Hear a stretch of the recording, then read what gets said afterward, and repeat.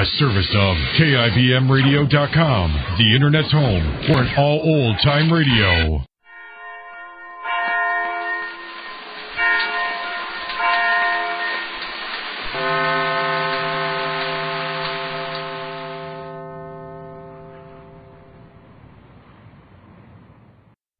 This I believe. Louis L. Austin was born in poverty and raised in an orphan asylum. For 40 years he fought for success, money, and position. Broke in 1932, he changed his whole philosophy of life and lived his new beliefs. All he had previously fought for and failed to get came to him. Here are the beliefs of Lou Austin, who runs one of the world's most unique inns, never publicized, in the mountains of West Virginia. I believe life is a natural turning toward happiness as children naturally turn to play. I believe we are meant to live a full, rich life in vigorous health, at peace with ourselves and our fellow man. I believe there exists within every human being an unlimited capacity for joy, achievement, love, and peace of mind. I believe this capacity is born of the creative spirit that created man, created the universe, and sustains both. I believe that you, like myself, are part and parcel of that creative spirit. I had not always believed thus. In my first 40 years, I believed I stood alone. In the pursuit of success, I had gotten myself in a hopeless business tangle which threatened me with ruin and disgrace. When, 10 years later, I emerged as owner of the property involved, I paused to analyze the factors that had delivered me from disaster and presented me with so wonderful a promise. What I saw in my mind's eye was a jigsaw puzzle, all put together, every piece necessary to give me this opportunity, and I had not laid a single piece. For the first time in my life, I recognized that a power greater than my own was dominant in my affairs. It came to me then that every man is a partnership made up of 1, his visible self, and 2, an invisible spirit, the spirit of his Maker. Everything in the workaday world since has made my conviction unshakable that the Creator made man for the purpose of living in partnership with Him. Man has an important place in that partnership. Our partner needs us as we need him, but our place is not in the number 1 spot. We are his hands and feet, following his guidance. I believe all our difficulties, physical and mental, stem from disregarding, knowingly or unknowingly, the Creator's part in sustaining the life he has given us. Through our partner's guidance and inspiration, we are able to do more work and do it better than when we delude ourselves we are doing the work alone. I believe everyone who has ever accomplished anything worthwhile knows that the deed was achieved not by him, but through him. Did not Christ himself say, "The things I do not of myself. It is the Father within me that doeth the works"? Was he not also saying to us, "You are greater than you know. You are a living, working partner of the creative power that sustains the universe"? Our Maker gave us 2 hands, one to hold to Him, the other to our fellow man. If our hands are full of or struggling for possessions, we can hold to neither God nor humanity. If, however, we hold fast to Him who gave us life, who is our ever-present partner, His loving Spirit will flow through us and out to our neighbor. That is the way to joy, love, achievement, and inner peace. Surely, if we love our children, we will teach them the simple truth of their own partnership with God. Therein lies their only real chance for a happy, fruitful life. Those were the beliefs of Lou Austin, an unusual innkeeper of West Virginia. The Anchor-Hocking Glass Corporation brings you Crime Photographer.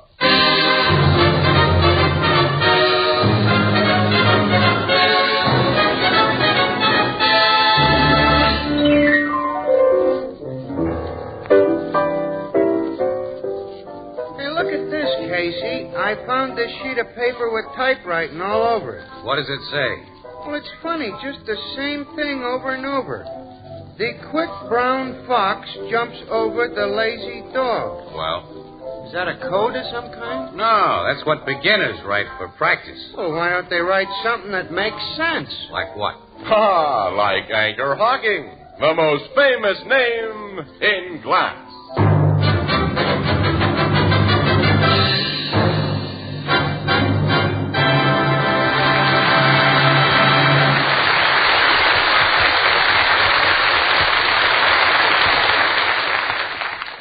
Good evening, ladies and gentlemen. This is Tony Marvin.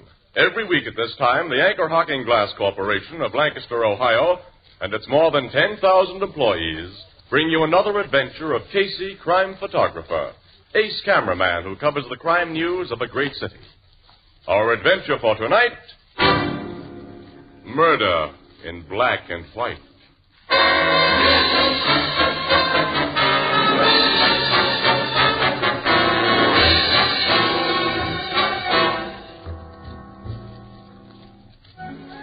Morning, a wooded glen in a vast city park, and on the still frost-hardened ground there lies a dead man. Detectives move methodically about the body.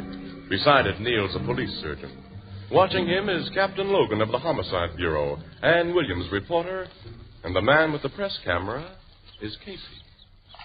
Aren't you almost finished, Casey? Yeah, Annie. Thanks for letting me take these shots of the deceased, Logan. I'll do you a favor someday. You can do me a favor right now, Casey. You too, Miss Williams. Go back to your paper and let us cops get our work done. Say, Doc, can you tell yet how long ago this guy died? About 2 o'clock this morning, Captain. The bullet that killed him was fired at close range, still lodged in the skull. My guess is that it's a .32. The slug couldn't have been given to a more deserving guy. What do you mean, Casey? You know who this stiff is, don't you? There's no identification on it. You should know him. He almost became middleweight champ a few years ago, fighting under the name of Tug Loftus. Say, you're right. I make him now. A moment ago, Annie, this lug told us to go peddle our paper. Oh, nuts.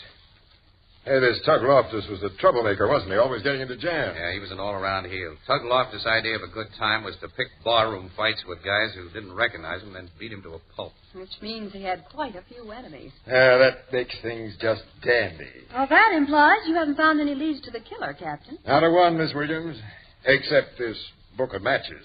Book of matches? That was in his pocket. It's got an ad on it for the Briarwold Casino. And only 2 matches torn out of it, which may indicate that the Briarwold was the last place he was in before he came here and was bumped off. Where's the Briarwold? That's a roadhouse out on Old Turnpike run by Jake Salwood and his cousin Lou, Annie. Who do quite a little bookmaking in connection with their cafe business. Yeah, that's right. You know, we met the Salwins last year, Ann, remember? We got a report that the safe in their joint had been robbed. Mm-hmm. Yeah, they denied the report. To the cops as well as to us. They said no one had touched their safe. Yeah, Lieutenant Schwartz of the robbery squad told me about that. He figured the 2 Salwins denied the robbery because the safe had contained a lot of horse betters' dough they couldn't explain as cafe income. Yeah, the Briarwold Casino is just the kind of a joint Tug Loftus would patronize. Say, when are you going out there, Logan? Right away. There's nothing more I can do here. You're going to have company, pal. Annie, let's go.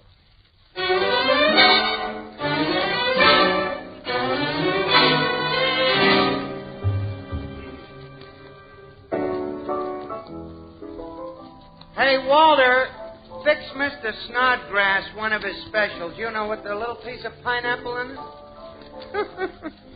Oh, dear, that guy. Tell me, Casey, what did you and Miss Williams find out at the Briarwold Casino? Nothing, Ethelbert, nothing. Except that Tug Loftus was in the joint only a few hours before he was killed. Nobody there remembers him leaving with anyone who might have taken him to Lakeside Park and shot him. I wouldn't believe anything Big Jake Selwyn said or his cousin Lou. And neither would Captain Logan. He questioned everyone who works in the place. They all agreed Loftus left there alone? Yeah, they just don't remember. Well, had he picked any fights there before he left? Nobody had on other nights. Since that matchbook was the only clue, it don't sound like this murder will be easy to solve. How about that bullet that killed the guy? Doesn't match up with any gun that ballistics has on record. Well, we better get back to the office, Casey. Yeah, the city desk will be paging us if we don't. Uh-oh, that may be them now. I'll see. Blue Note Cafe, Ethelbert, the bartender speaker. Yeah, Casey's right here. Just a minute. I knew it. It ain't your city desk, Casey. It's one of the photographers in your department. That fella Shapiro? Oh, yeah, give it. Shapiro. Hello, Shap. Who? No, I don't know any Mrs. McCluskey. What? Oh, yeah, I remember her now. A couple of years ago. She was a witness in a hit-and-run case. Yeah? All right, tell her to wait. I'll be right over. Thank you, Shep. So long. What is it, Casey? Old gal I met in a hit-and-run killing says she has something hot for me. Oh, you mean a tip? Yeah, probably about something unimportant. But come on, Annie, we'll see.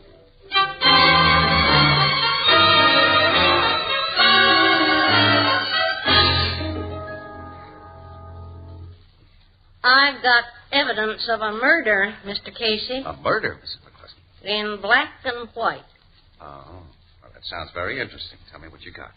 First, Mr. Casey, what do I get? What, you mean, Since I described that hit-and-run automobile to the cops a couple of years ago and got nothing for it, I found out that newspapers pay for what they call scoops.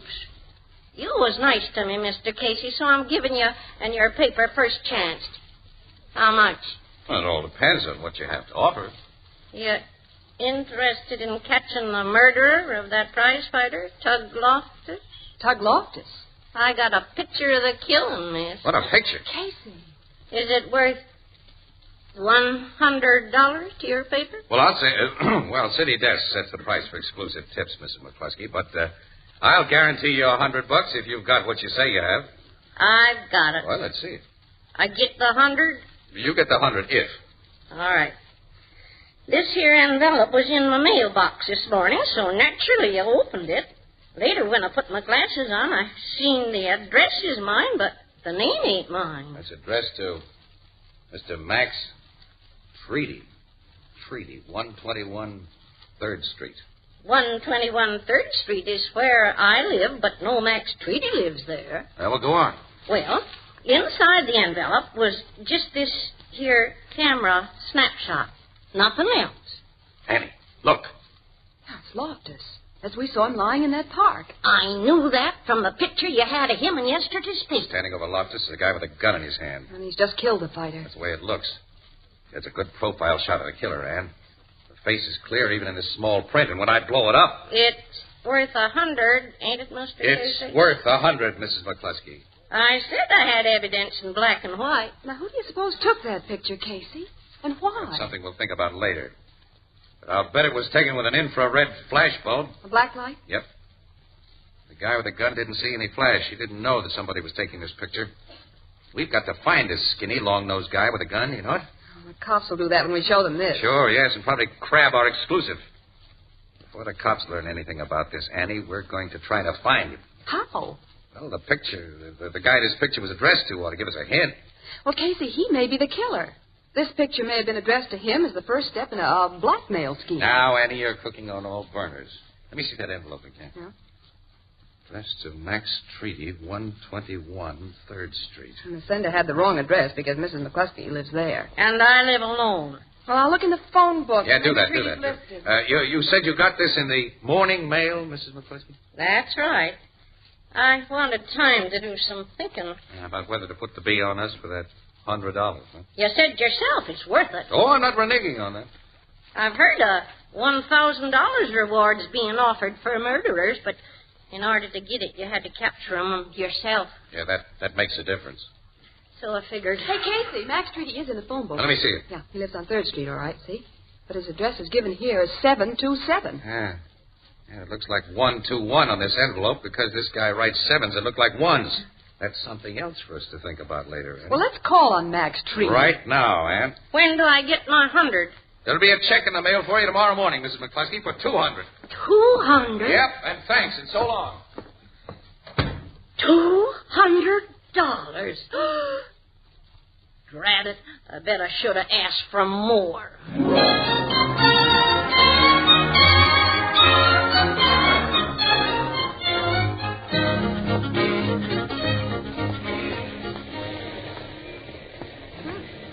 Max Treaty lives in a pretty good-looking apartment house, Casey. Yeah, must be in the dough. Let's go in, Annie. Glass doors, huh? It's a funny neighborhood. Only a few blocks away where Mrs. McCluskey lives. There's nothing but tenements and little old one-family houses. Oh, there's the elevator. The operator may be able to give us a line on this guy. We're looking for Mr. Max Treaty. Oh, he's top floor, apartment 12F. Take us up, will you, please? Okay. But he may not be in. I haven't seen him this evening. We'll take a chance. We're not sure this Mr. Treaty is the one we're looking for. Can you tell us what business he's in? I don't think he's in any business, mister. Well, you mean he has an income and doesn't have to work? I really don't know. I'm not the kind who pries into the personal affairs of tenants. Oh, that's right. You don't look that type. How long has he lived here? Oh, about 8 or 9 months. Took a sublease on a furnished apartment. Does that tell you if he's the man you're looking for? Well, not quite, no. Is he a skinny guy, about 35 with a long nose? That's Mr. Treaty. We've come to the right place, then. Oh, here's the top floor. Apartment 12F is the last door to your right. Thank you, pal. You're quite welcome. Casey, the man in that picture is skinny and has a long nose. Yeah, the elevator guy says that description fits Treaty. All right, here's 12F. I'll buzz the bell. If he's the killer, he'll be dangerous. What do we do? You have no reason to think we're on to it. Yeah. Nobody answers the bell. The elevator man said he hadn't seen him this evening. I don't hear any sound from inside. I'll try the bell again. Casey. Huh? Look, there under the door. Holy... It looks like blood. That is blood. Seep through from the other side. I'm getting into that apartment. Door's locked. This little strip of celluloid we burglars always carry. You can flip it? I think so. This is only a spring latch. There. All right, come on. Casey, there on the floor. I know, I see it. Let me close this door. We don't want any visitors here. No. It's the man in that picture, Treaty. He's been beaten on the head. He's been dead for a couple of hours, I think. Body's almost cold, and this pool of blood is dry around the edges. His clothes have been searched. And the apartment. I'll say. He and this joint have been practically ripped apart. Oh, isn't this just swell? We came here hoping to crack one murder, and now we've got another. Yes. There's no black and white evidence to show who pulled this one.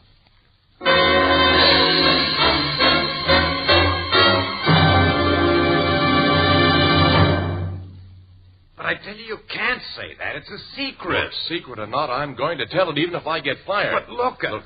Look. Some secrets are too good to keep, and besides... Hey, we're on the air now. Okay, here goes. Friends, I've just had a sneak preview of the brand new Ivory Fire King oven glass. It's terrific. For the very first time in history, they've produced oven glass that's beautiful, rich, warm ivory in color through and through. And it's even guaranteed against oven breakage for 2 long years. You've never seen such beautifully designed oven glass before.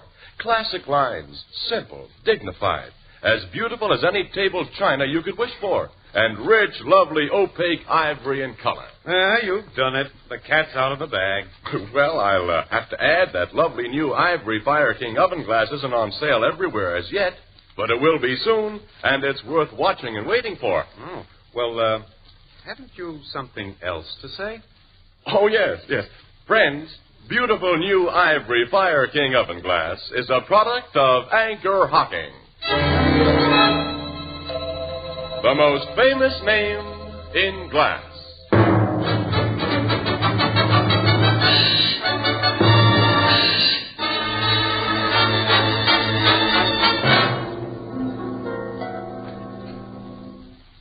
We've got to call the cops, Casey.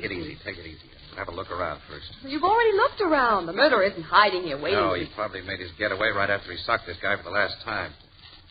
My friend Treaty took quite a beating before he was finally knocked off. How can you tell that?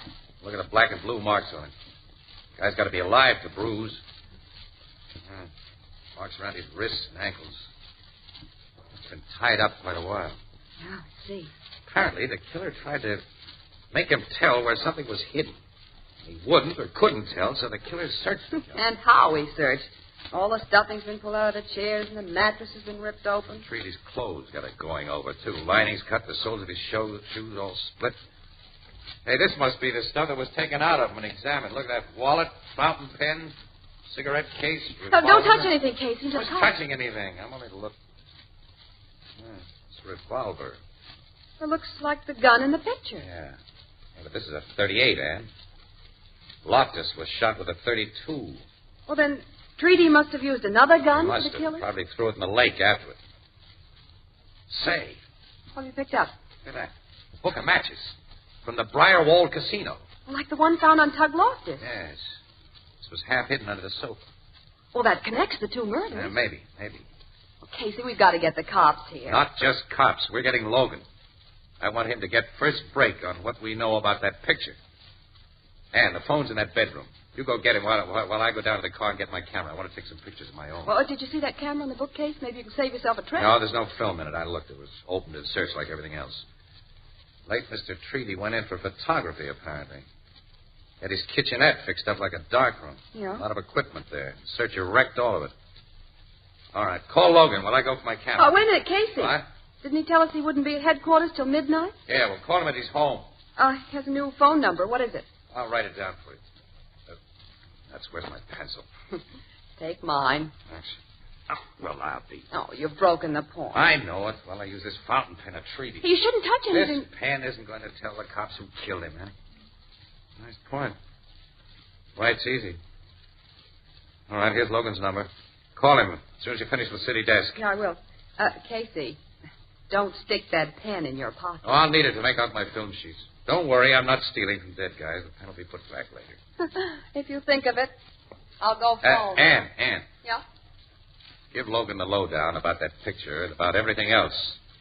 Except, don't tell him about the matchbook we just found. Why not? Well, cops have no appreciation of the newspaper racket. We'll lose our exclusive. We'll go after the Briarwold and follow it up by ourselves.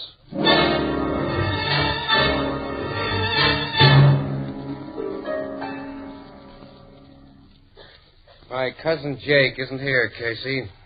Expect him later, Lou? He's sure to be in sometime tonight. All right, we'll stick around.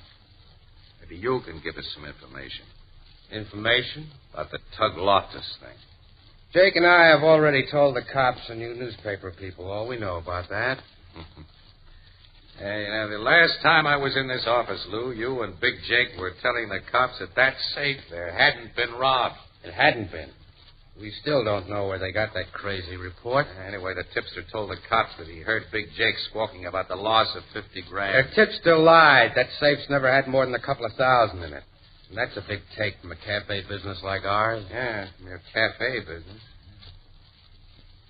Lou, what would you know about a guy named Treaty? Treaty? Mm-hmm. Max Treaty. Why do you ask? We understand he's been a customer of yours. He was once a bartender here. A bartender? When did he tend bar here? Till about a year ago. Jake fired him. Jake, huh? After I'd caught Treaty holding out on the cash register. Jake only fired him for that? You know Jake. The guy left here minus a few teeth. Why are you curious about Treaty? He was murdered this afternoon. Murdered? Uh-huh. Was Treaty here the night Loftus was killed, Lou? I think he was. Had he ever had any run-ins with Tug Loftus? Yes, about a month ago, Loftus slapped him around in the bar, and Treaty said he'd get even. That was just talk, of course. He knew he didn't stand a chance against that tough pug. We have reason to believe he made his chance. That he killed Loftus. You have? Yeah. We got a photograph showing him doing it. Casey. All right. Can't be any secret about it, Annie. It'll be on page 1 of this morning's edition. That'll hit the streets in a couple of hours. Where did you get such a photograph, Casey? Oh, we just got it. You and Jake both use this desk, Lou? Yes. Somebody scribbled some figures on a scratch pad. Is that your work? Why do you ask? Oh, just curiosity. Can't make out whether some of the figures are meant to be 1s or 7s. Jake makes his 1s that way. Jake, huh? How about his 7s? There are no 7s among those figures. Show me how Jake writes his 7s, Lou. Why? Your nervousness about these figures makes me want to know. Here, take this pen and write. What? That pen? Yes, you recognize it. It's Treaty's. And this is a gun. I see it's a gun, Lou. All right. A .32 snub-nosed revolver. I'm not so sure how much you two know, but I think it's too much. You've reminded me of a bet I missed. What did you find in that pen, Casey? I didn't look for anything in the pen. Well, maybe I missed a bet. Look now. Pull the cap off and see if there's anything inside. Okay. Hey, there is something. What? I'd say it's a rolled-up film, a negative. Take it out. Okay. Rolled-up negative, all right. Never mind looking at it. Give it to me. Well, I want to look Give at it to me. You're the boss. Here. Thanks. Thanks to you for reaching for it. I'll take that gun of yours, Lou. No! Let it go or I'll break your arm. Let go! Thanks for the gun. Oh, Casey. All right, now I'll give the orders around here. Put your hands up, Lou. Keep them up and sit down. All right. What's that negative, Casey? It's a nice, clear shot of Lou Solomon here, taking dough out of an open safe. The safe in this office. That's safe. Right, Lou? You're doing the talking. You took the dough, Lou, on the date it was reported stolen. Somebody caught you doing it with a camera. From that window where the slat in the Venetian blind is missing. And that someone was Max Treaty. And Treaty moved into that expensive apartment soon after the robbery and didn't work anymore. Because Lou here was paying him to keep this evidence undercover. Big Jake is the boss of your bookmaking racket, Lou. He owns it, and you're just a hired man. The dough you stole was Jake's, and if he'd found out that you Okay, took it... Casey, you figured it. Get me out of here now. Take me to the cops where I'll be safe. Jake finds out, he'll kill me. Yes, like you killed Treaty after your counter-blackmail scheme had backfired. Counter-blackmail scheme? Don't you get it, Annie? No. I get it. Jake! Drop that gun, Casey, or I'll blow you to pieces before you can turn around. Drop it. Guy's at a slight disadvantage when his back is turned, Jake. Okay. Thanks. You're outside the door? Yeah, listen. Jake, I swear. I said I'd been listening, Lou. I didn't say anything. Casey did the talking. They dope things out swell. You took that 50 grand, you dirty louse. 50 grand of my dough. No, Jake, no. I'm going to pay you off, Lou. Don't shoot! He shot him. Sorry I had to do it, man. You've done a crazy thing, Jake. You're going to the chair for this. I don't think so, Casey. The cops get here, they're going to find you and this lady dead, too. Sorry, sister, but that's the way it's got to be. You and Casey will be shot with Lou's gun. My gun will be found beside Casey. The cops have figured that Lou tried to make a getaway, that you shot it out. I'll call the cops myself, start them on that theory. It won't work, Jake. I'm betting it will. Betting's my business. Just picked up Lou's I gun. got it first, Jake! Lou wasn't dead. He shot him. Lou! He's passed out. All right, I'll get their guns before either one pulls a second recovery. Now, Ann, pick up that phone and call the cops while I watch these guys. Right, Casey. So much I don't understand. Where does Treaty fit in now? Treaty didn't kill Loftus. Well, that picture proves he did. The evidence is there in black and white. Black and white aren't true colors, kid. Not true? No. And pictures themselves can lie. I don't get it. Hello? Headquarters, connect me with homicide, please. Casey, tell me, what do you mean? Well, I'll explain the whole works, Annie, after I take some pictures of Jake and Lou that'll be really on the level.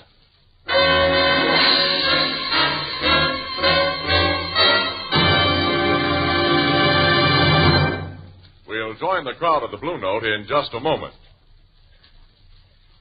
Here's some really good news for the millions of people in the United States who prefer their beer and ale in clean, sanitary glass, as Americans have preferred it for more than 100 years.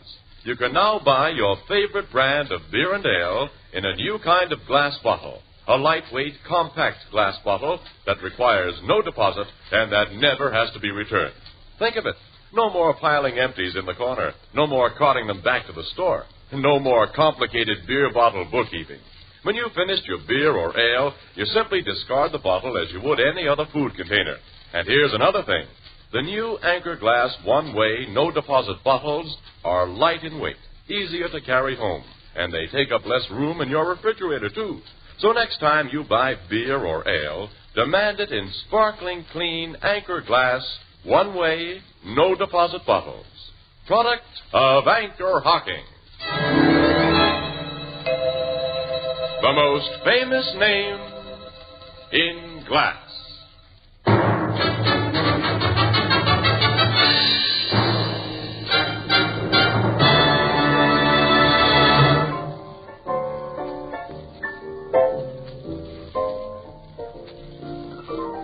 There's a lot of things I don't understand, Casey. Well, all right, pal. We'll take it from the beginning.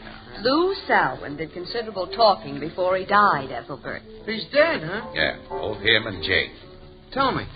Well, while Treaty was bartender at the Briarwald, He found out that Lou Salwin was stealing from Jake, his boss. Yeah? And then Lou caught Treaty cheating the cash register and told Jake. Who'd knocked out some of Treaty's bridge work, which made Treaty very sore at Lou for snitching. So he laid for him with a camera and got that picture of Lou robbing the safe for a really big haul. After that, Treaty sat pretty at Lou's expense. Lou got pretty desperate under the pressure, and finally he hit on a bright idea. He'd get Treaty in a worse spot than he was by killing Loftus. Lou killed Loftus? Right, he did. In Lakeside Park, where Treaty was to meet Lou and collect more blackmail. Lou shot the pug and then hid himself with a camera and waited. When Treaty suddenly saw Loftus where he expected to meet Lou, his first instinct would be to draw that gun. And Lou got a very interesting picture of him standing over the body with the gun. And Treaty didn't know about the picture, of course. It was taken by a black light, an infrared bulb. When he realized Loftus was dead, he lost no time in getting away fast. Sure, Lou developed his picture and sent a print to Treaty, but his sloppy way of writing sevens got the print into Mrs. McCluskey's hands. Why'd he send the picture to Treaty? Well, to shake him up, to make him sweat. Then Lou went to his apartment expecting to find him in a big dither, ready to trade the original negative of that safe robbery for the negative that made Treaty seem a murderer. But Treaty hadn't received the print, and Lou realized it might fall into the hands of the cops. But they arrested Treaty for a murder he hadn't committed. He'd tell everything he knew about Lou. Lou's big scheme had backfired. He had to get the negative of the robbery picture Treaty held over him. Treaty wouldn't tell him where he'd hidden it, even under the beating that Lou gave him. Well, you know the rest. And he was a bartender, like me. Miss Williams, I'm going to report that guy to our local and have him thrown right out of our union. He's dead, Ethelbert. Yes, sir. Huh? Dead, pal. Oh. It's like my sister Edna says, Casey. Quote, if you get your picture took, you're liable to get framed. Unquote.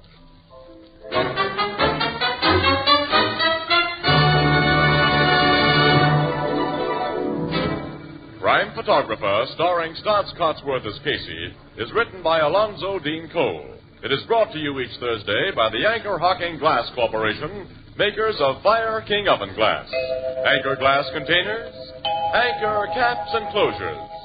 All products of Anchor Hocking, the most famous name in glass.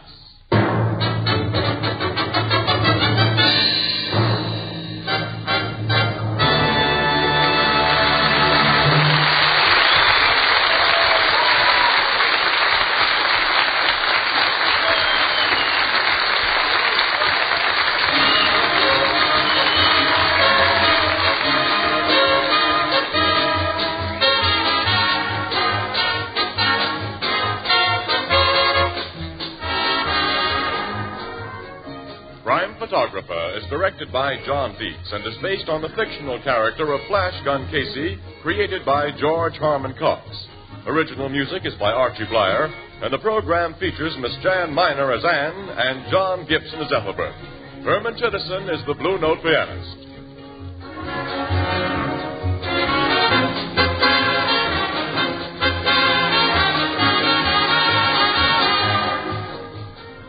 This is Tony Marvin saying goodnight for the Anchor Hocking Glass Corporation of Lancaster, Ohio, with offices in all principal cities of the United States and Canada.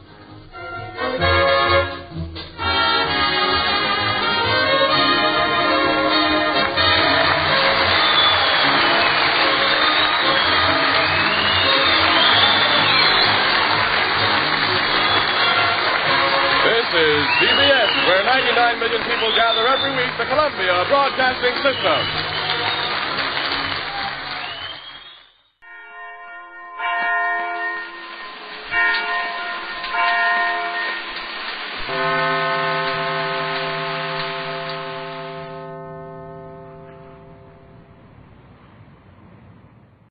This I believe. The number of times an average man's heart will beat during his lifetime, his chances of getting married, the amount of money he is worth to his dependents. These are the quantities which Dr. Lewis I. Dublin, statistician and second vice president of the Metropolitan Life Insurance Company, measures in his everyday work.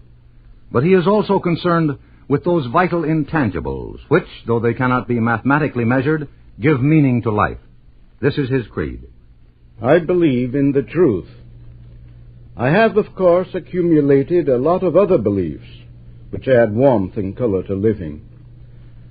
But for this occasion, I have chosen to consider my cardinal belief in truth because it will have interest for everybody. My life would be chaotic and meaningless without it. How have I arrived at this conviction? My parents were immigrants from Lithuania and brought me to this country when I was a child. My home, religious training, and early schooling all impressed on me the importance of the Ninth Commandment, which is essentially an injunction against lying.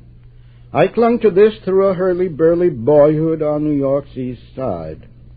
Later, as a junior at the College of the City of New York, I came under the influence of Thomas Davidson, the Scottish philosopher and educator. He was in his time one of the 10 leading scholars in the world, and certainly one of the most extraordinary persons I've ever known. His deep religious sense and dedication to the betterment of mankind were contagious. His work impressed on me the high vocation of scholarship, with its emphasis on the sacredness of truth. Henceforth, life for me was a serious business. Having decided on a career in science, I entered Columbia University as a graduate student. My teachers were a devoted group of seekers after scientific truth. Our laboratory was engaged in a series of researches that laid the foundations for the modern science of inheritance and genetics, a body of knowledge now used in plant breeding, animal husbandry, and the study of human inheritance. Faculty and students worked day and night in the red heat of enthusiasm. Discoveries of the greatest consequence came in rapid succession, like corn popping in a pan. No one thought of money or comfort of any kind. All were dedicated to advancing knowledge. They would rather have died 10 deaths than to have been thought guilty of even the slightest misrepresentation. That had a tremendous effect on my young mind. In the field of science, everything depends upon the confidence which co-workers place in your integrity. And then, too, I've spent better than 40 years as the statistician of the Metropolitan, and here I have been concerned with the collection of facts on the health and welfare of people. My work offered an opportunity to help advance our knowledge of health and public welfare. But without complete devotion to accuracy and integrity, the whole effort would have been worthless. For me, belief in truth is the key to understanding what ails the world today.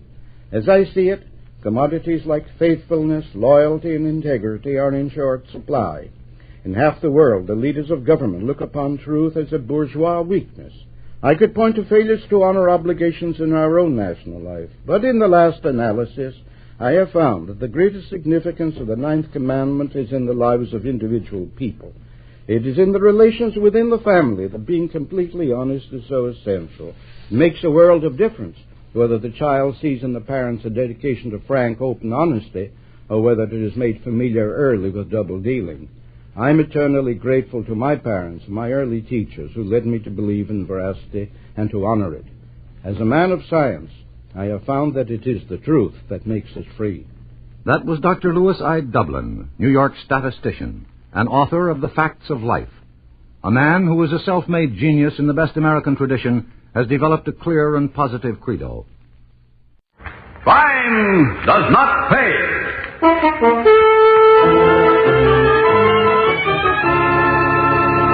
You heard me, Pop. Pay off. I pay nothing, loafer. Kick him, Pop, if you know what's good for you. $5. Fork him over. $5? Where do I get $5? From cigarettes? From penny candy? From nickel ice cream? Ah, cut out the sob stuff. For the last time, make with a dough. Blood from a stone you cannot get. Yeah, but I can get plate glass from a store window. No, you loafer, don't touch. Not my window.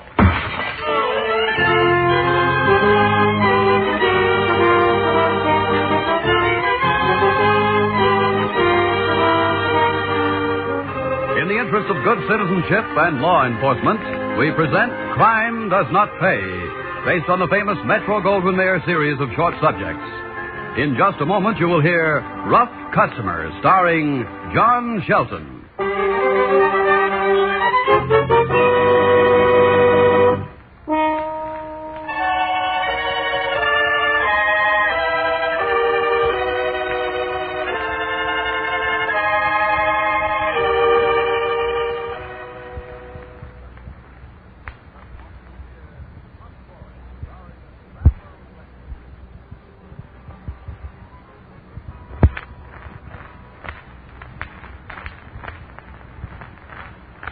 Now, Crime Does Not Pay, starring John Shelton as Mickey Brooks in Rough Customer.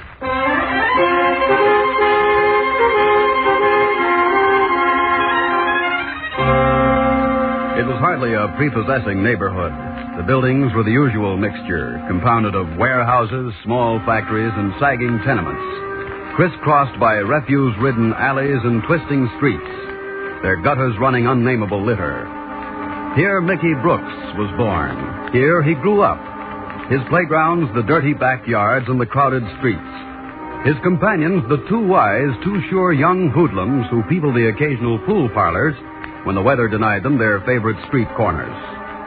It was from their talk, their example, that Mickey learned the line they used on the girls and the tricks he perpetrated on hard-working people like Pop Peters, who owned and ran the candy store which Mickey frequented. Hiya, Pop. Oh, you again. Sure, why not? I like it here. So what do you want? Cigarette for 2 cents? Piece of candy for a penny? Just a nickel phone call, Pop. I mean a dime phone call. Thanks for the use of the hall.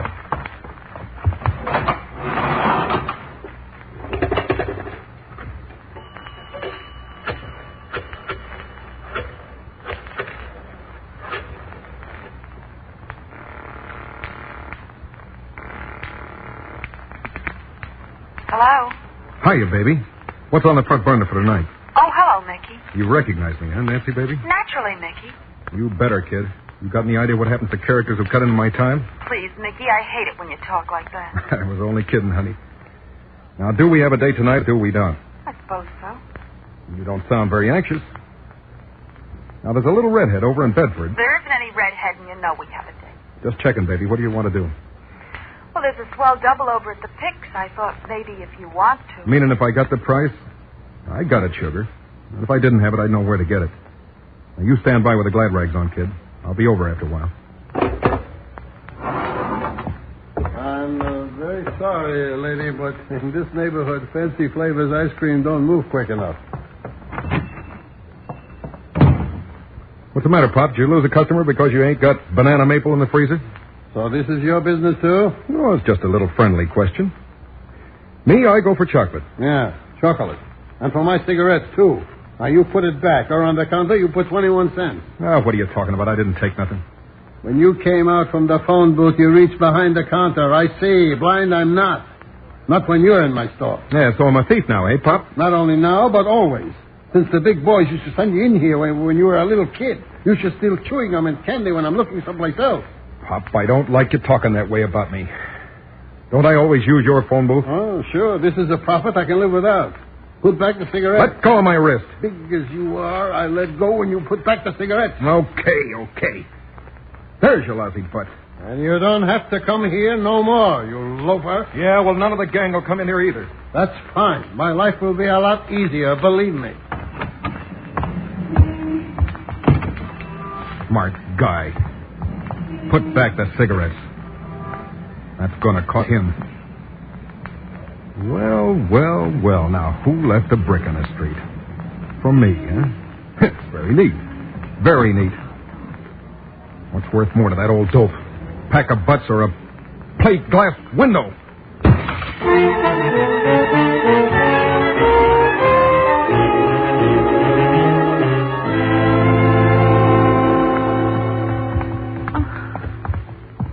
What's the matter, baby? You scared? I guess so. I hate coming home late at night. With me around, you're scared? I can't help it. The neighborhood is... Well, you live here, Nancy, remember? It's different when people are up. Oh, there's lots of guys up right now. I know. Nobody bothers my girl. I am your girl, Mickey? Oh, listen, baby, you and me, we're going places, see? I hope so. But where? Well, I know so. We're going to be in the chips, kid. You just stick with Mick. You'll see. That's what you always say, Mickey, but you haven't even got a job. What if I haven't got a job? What am I going to do? Save dough on 40 per if I'm lucky? Other fellas do it. Yeah, the kids are running loose all over the neighborhood. And do they have any fun? I don't know, maybe. Do we? Well, don't we? I suppose we do. We're only starting, kid. You just wait till we get out of this crummy town. We'll... Mickey, Pop Peter's window, look. Yeah, what about it? It's all boarded up. Well, that's what they always do with busted windows. so people don't cut themselves reaching in to swipe the stuff inside. Funny Pop's window broken like that. Somebody must have hit it for the brick. Why? Pop never hurt anybody in his life. Oh, you never know. Maybe he said no to the wrong guy. Nicky, you did it. Yeah, what if I did? Aw, Mickey, what for? I phoned you from his place. Then I asked him if I could borrow a pack of butts till tomorrow. He said no. We argued and I got mad. Borrow a pack?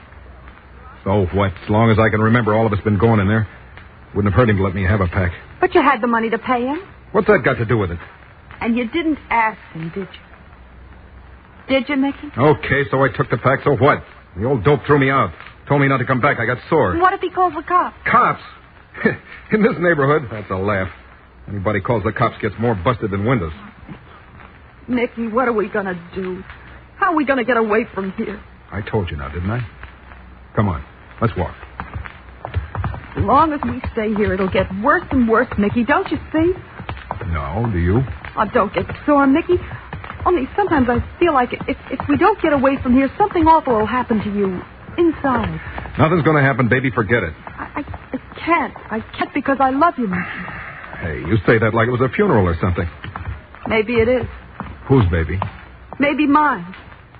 Oh, I know you're wrong, Mickey. Wrong and bad, maybe, but I love you, so I make excuses for you. I do anything you want me to. Okay, sugar. That's all you got to do. Now, come on, give me a kiss. Forget this whole deal. Except that you're my girl, understand? You're Mickey's girl. Oh, that's going to mean plenty, kid. You can put your dough across the board on that.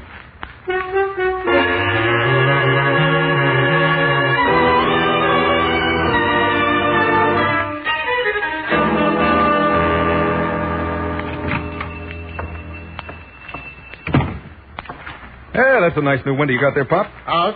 I told you You want to keep that window, don't you, Pop? Oh, but... Okay.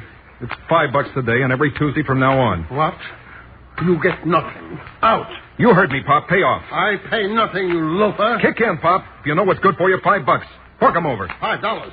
Where do I get $5? From the cigarettes? From penny candy? From nickel ice cream? Cut out that sob stuff for the last time. Make with the dough. Blood you cannot get from a stone. Know what I can get? Plate glass from a store window. No, you loafer, don't touch. Not my new window.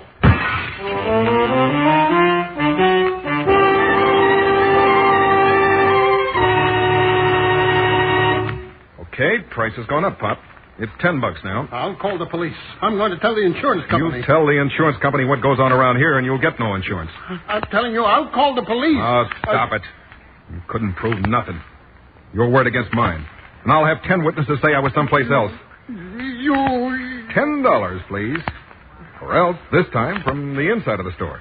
Look, I brought the brick with me. Mickey, no. $10 I don't have. Okay, Pop, you said it. It's too bad. That's such a nice piece of glass.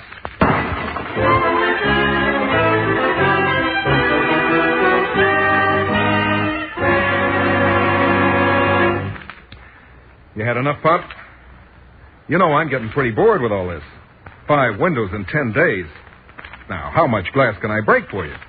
Enough already. What's the matter? The insurance company not paying off? You know everything, huh? Yeah, I know where you can get insurance. Against busted windows. You know? Where? From me. $10 every Tuesday. I don't make a living no more. Well, when the joint's boarded up, you make less. All right. I'll pay. There. Well, at last. I'll tell you what, Pop. You're my first customer. Sample for the neighborhood. Now, when Sauer the Butcher and Keene's Drugstore and Crockett's Grocery Store start to pay off, I'll cut you down to $5 a week. You can't say Mickey Brooks don't give his customers a break.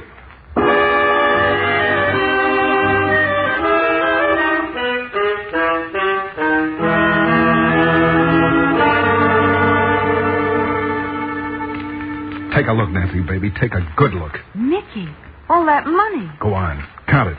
But I don't... Count it, baby. Count it. What? Mickey, $200. Yeah, and that's only 1 week's take. How am I doing, kid? How, Mickey?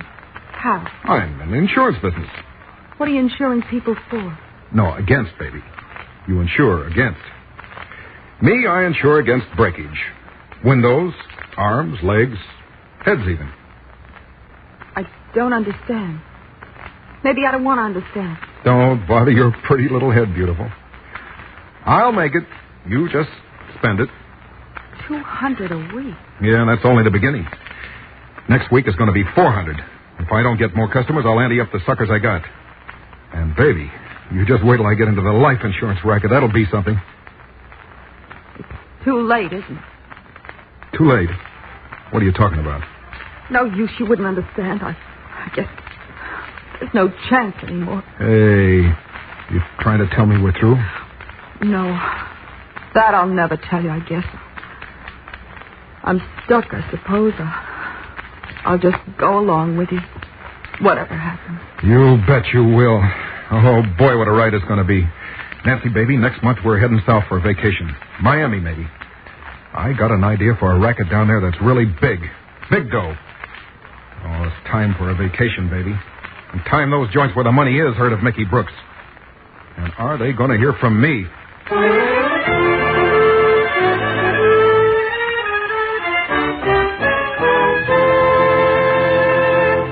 In just a moment, Crime Does Not Pay will continue with Rough Customer.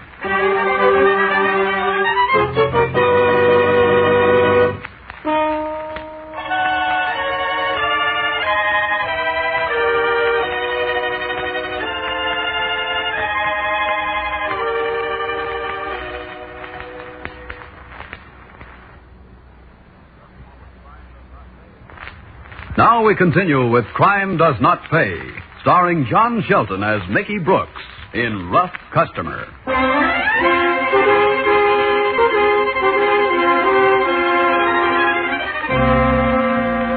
Mickey planned the vacation with care. First he chose the places: Miami, Hot Springs, and then Sun Valley. After that came wardrobe. For himself, Mickey bought little. But where Nancy was concerned, Mickey was more than generous. The pretty girl from his neighborhood blossomed forth with the proper clothes, hairdo, jewelry, and so on, as a lovely and highly attractive young woman. Mickey was pleased. After all, Nancy and Nancy's looks were an investment, a part of the plan. The fact that Nancy went along with the plan reluctantly was of no concern to Mickey. He gave his instructions and considered them obeyed. It was this blind obedience which brought Nancy into the company of Dorothy Hill and her husband in one of the luxurious nightclubs in Miami Beach. You've no idea, Mrs. Hill, how grateful I am to you and Mr. Hill. Whatever for, darling? For taking my time off my hands. It's so dull just waiting, and a girl can't go places like this alone. If I were your fiancée, Nancy, dear, I'd hurry and get down here. A girl like you doesn't have to be alone here any longer than she wants to be. A girl like me? Don't you know your own power, darling? My power? You are naive, dear. Why, your charm is completely adorable. You dress beautifully. Your jewelry's in perfect taste. Oh, it's nothing like yours, Mrs. Hill. Oh, Nancy. When you're married to this long-awaited fiancé of yours as long as I'm married to Joe, your bracelets will be wider and your rings bigger. For now, you're perfect. Aren't you nervous wearing so much? Everything's insured. Joe always says I didn't buy you all those presents so they could sit in a dark old vault. Just like a man. Exactly. And it's just like a man to have met a couple of cronies and gone off to the bar for a drink. Oh, I'm tired of this place. Let's pick up Joe and move on. All right, if you want to. Come along, then. Don't forget your purse, dear. No, I won't forget it. Pardon me, please. Would you let us through, please? Thank you. Well, the air's almost fresh out here. It does seem smoky in there. Where's Mr. Hill? Just as I thought. In the bar. I caught his eye as we went past. He'll be along now. He knows what to do when I give him the high sign. I don't understand. You're not married yet, darling. He'll pay the check and come after it. Then we'll wait right here, won't we? Nancy, dear, you're white as a ghost. But it's just the smoke and all. Oh, for heaven's sake. Come along. Where? Well, outside, of course, for some fresh air. No, I'd rather not. No arguments, darling. Come on now.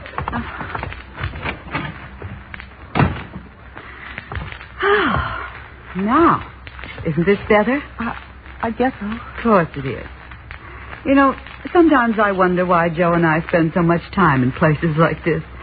Funny, I wonder where the doorman is. Oh, probably tired of carrying around all that gold braid and went to rest his feet.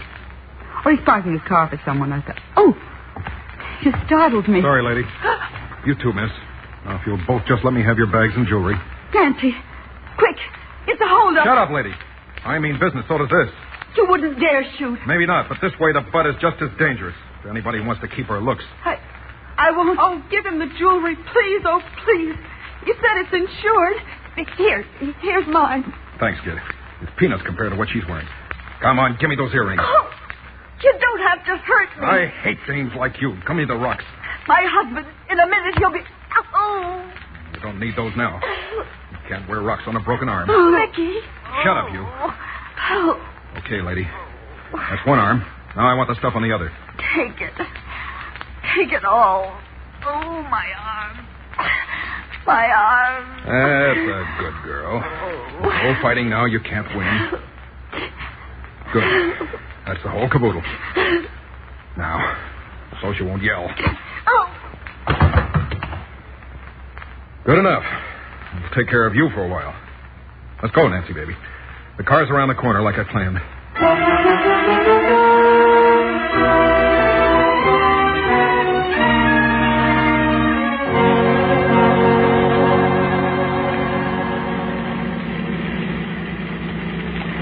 Nancy, honey, that was a cinch. A lead pipe cinch. We got $50,000 easy in my pockets. Not counting your stuff. Baby, I gotta hand it to you. You look so scared nobody believed you knew what was coming. Oh, we done 53 miles already. They'll never find us. Hey, what's the matter? You lost your tongue? No. Just tired. Oh, you want your own pretties back again? No, not now. Would you like one of the dames to wear yourself sometime? No, Mickey. Okay. You know, I'm wondering, should we stash the stuff for a while or break it up and give it to a fence right away? I don't know. Well, there's plenty of time to decide that. How's about a kiss to celebrate it? No, don't touch me. Hey, what gives there? Nothing. Oh, come on, don't give me that. It's been almost 2 hours now. Give out, baby. There's nothing to say. There better be. What's wrong? Nothing. Give, baby. You hit that poor woman. Poor woman with $50,000 in ice hanging on her? You hit her. So I should leave her yelling? And you enjoyed it. You enjoyed hurting her. Well, why not? It's her. It's her kind that... You're cruel, Mickey. I knew you were, but I never thought you'd like hitting people just to hurt them. Grow up. You got any idea what'll happen to us if we ever get ourselves caught? It might finish the whole thing anyway. Well, why are you stopping? Because you're scared to death, baby. And you don't know what you're talking about. And you need a little sample, honey. Mickey. Come on now. Give us that kiss, honey. Nobody will see us parked here, not even the cops. You need to be reminded. Reminded that Mickey goes for you, baby. You go for Mickey. Come here. How's that, sugar? You feel better? Oh, Mickey. Mickey, I can't help myself. I just can't.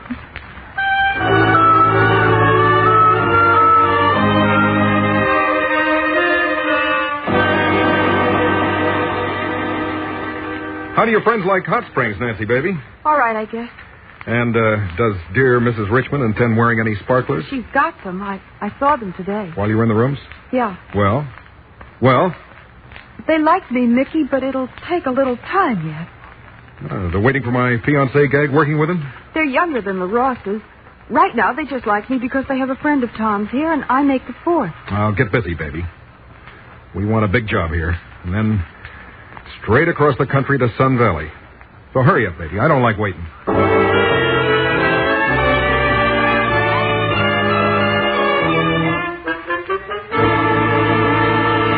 What's What's holding up the works, Nancy? Leela doesn't wear much jewelry. She just has it. Oh, quit the stalling. It's been 2 weeks now. I'm not stalling. Cut the comedy, kid. You're getting too friendly with these jokers. Nicky. Now, don't give me that. It starts with Mr. and Mrs. Richmond, and now it's Tom and Leela.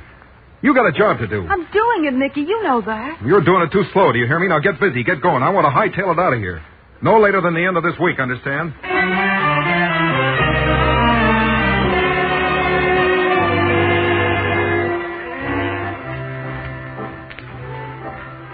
Isn't this a nice party? Isn't it, Tom?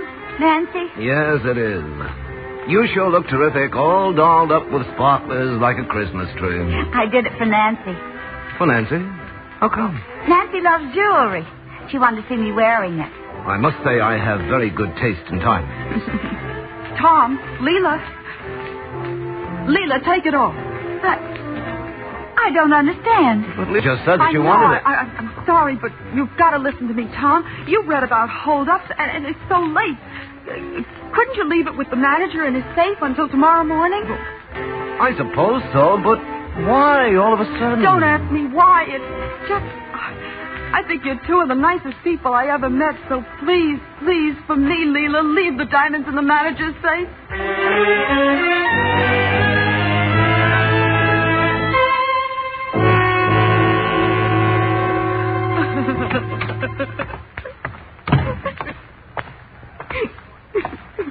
Okay, turn off the waterworks.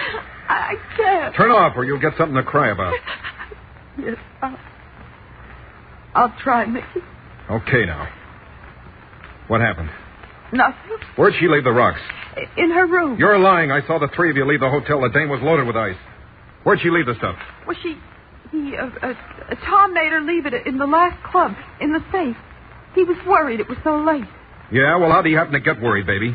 How should I know? You sure you didn't worry him? Of course not. Why should I? I don't know why, but I think you warned him. Mickey, cross my heart. I think you warned him. No, Mickey, for heaven's sake. For all I know, you told him about me, too. Mickey, keep away from me. You did, didn't you? You did, didn't you? No. You spilled your lousy guts, didn't you? I took you out of the gutter, made a lady out of you, gave you everything you got. All I get is the old double-cross from the original weak sister. I ought to finish you, but I ain't gonna waste the lead. From here on in, Mickey Brooks is on his own. I'll see you in Sun Valley. I don't think. I've got to do it. Don't care what happens to me. Should have long ago.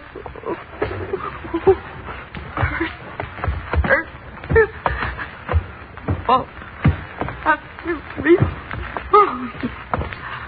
Oh, Mickey. Operator, police, help. I want police. Get them. I can give them. Mickey Brooks.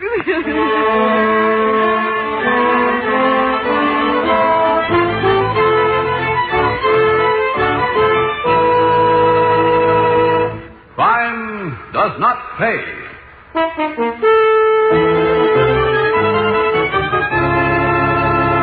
John Shelton, who was starred as Mickey Brooks in Rough Customer, will be back with you in just a moment.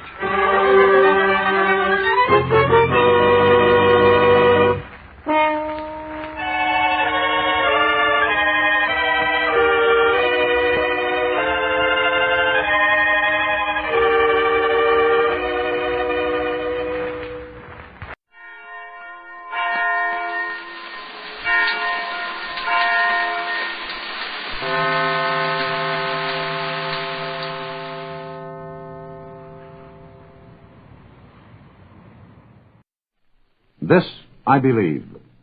What belief is left to a man whose job it is to pronounce sentence upon those who violate the law? Here is the answer of Judge Louis E. Leventhal of Philadelphia, a distinguished jurist who once served as advisor on Jewish affairs to General Lucius Clay, our former military governor in Germany. As a boy, the words freedom and justice were hammered into my mind. My parents, immigrant pious Jews, had fled Russia in search of freedom and justice. and they were determined that I should know their value. At the Horace Binney School in Philadelphia, my teacher took our class regularly to visit Independence Hall. I learned with pride that the inscription on the bell, "Proclaim liberty throughout all the land," came from the Hebrew Bible. But as I grew older, I began to question the validity of freedom and justice. I had accepted these concepts because I was told to, but did they really work? I have seen miscarriages of justice that bear shameful witness to the weakness and prejudices of men. And yet, as I think of it now, I have seen far, far more just trials than unjust ones. I have seen far, far more human beings respond when they had a chance to decency and fairness than to evil and the breaking of a trust. I remember the case of an 18-year-old boy I once sentenced for burglary. It was his third offense, and after the youngster had pleaded guilty, the prosecutor said to me, "Judge, I'm afraid the only thing to do now is to put him away in jail. He's broken probation twice before." But there was something about his looks that made me feel we didn't have all the evidence. We investigated. His home life was a nightmare. And interestingly enough, each one of the boy's thefts had been committed immediately after a violent fight between his mother and father. I suppose the psychologist would call it his way of showing revenge. I couldn't see where prison would do him any good. I put him on probation, providing he joined the Army. He seemed curiously grateful. The next I heard of him, months later, he was a bombardier in the Air Force. His mother sent me a message saying he had been shot down and captured by the Germans and had won a presidential citation for bravery. She added, incidentally, that she and her husband were reconciled. Released from prison camp after the war, the boy showed up in my chambers one day with his fiancée. He wanted me to marry them. I did. He was pardoned for all his crimes, and today he's making good on a job in a Pennsylvania factory. This was an unusual case, yet not once but many times. I have seen even so-called hardened criminals acquire a sense of dignity when given a chance to live in freedom in an ordered, democratic society. A professor I know recently confessed he was discouraged about life. He said, when the Lord made man, he put in a little too much hog and a little too much tiger. But I don't believe the Lord is responsible for our hoggishness or our ferocity. These are man-made corruptions of the human spirit with which God endowed us all. I believe that man has the capacity for self-improvement, for the elimination of his defects, and for the development of the divine spark in his soul. I believe we can best expand our capacities in a society framed in freedom and justice, where each citizen is called upon to contribute to the common welfare, and where all the uniquely different personalities are harmonized toward the common good. When I have my doubts, I think of the case of the burglar who became a bombardier, and I am reassured. That was Judge Louis E. Leventhal, who spends much of his time administering justice to those who have broken the law, but has lost none of his faith in man's capacity for self-improvement.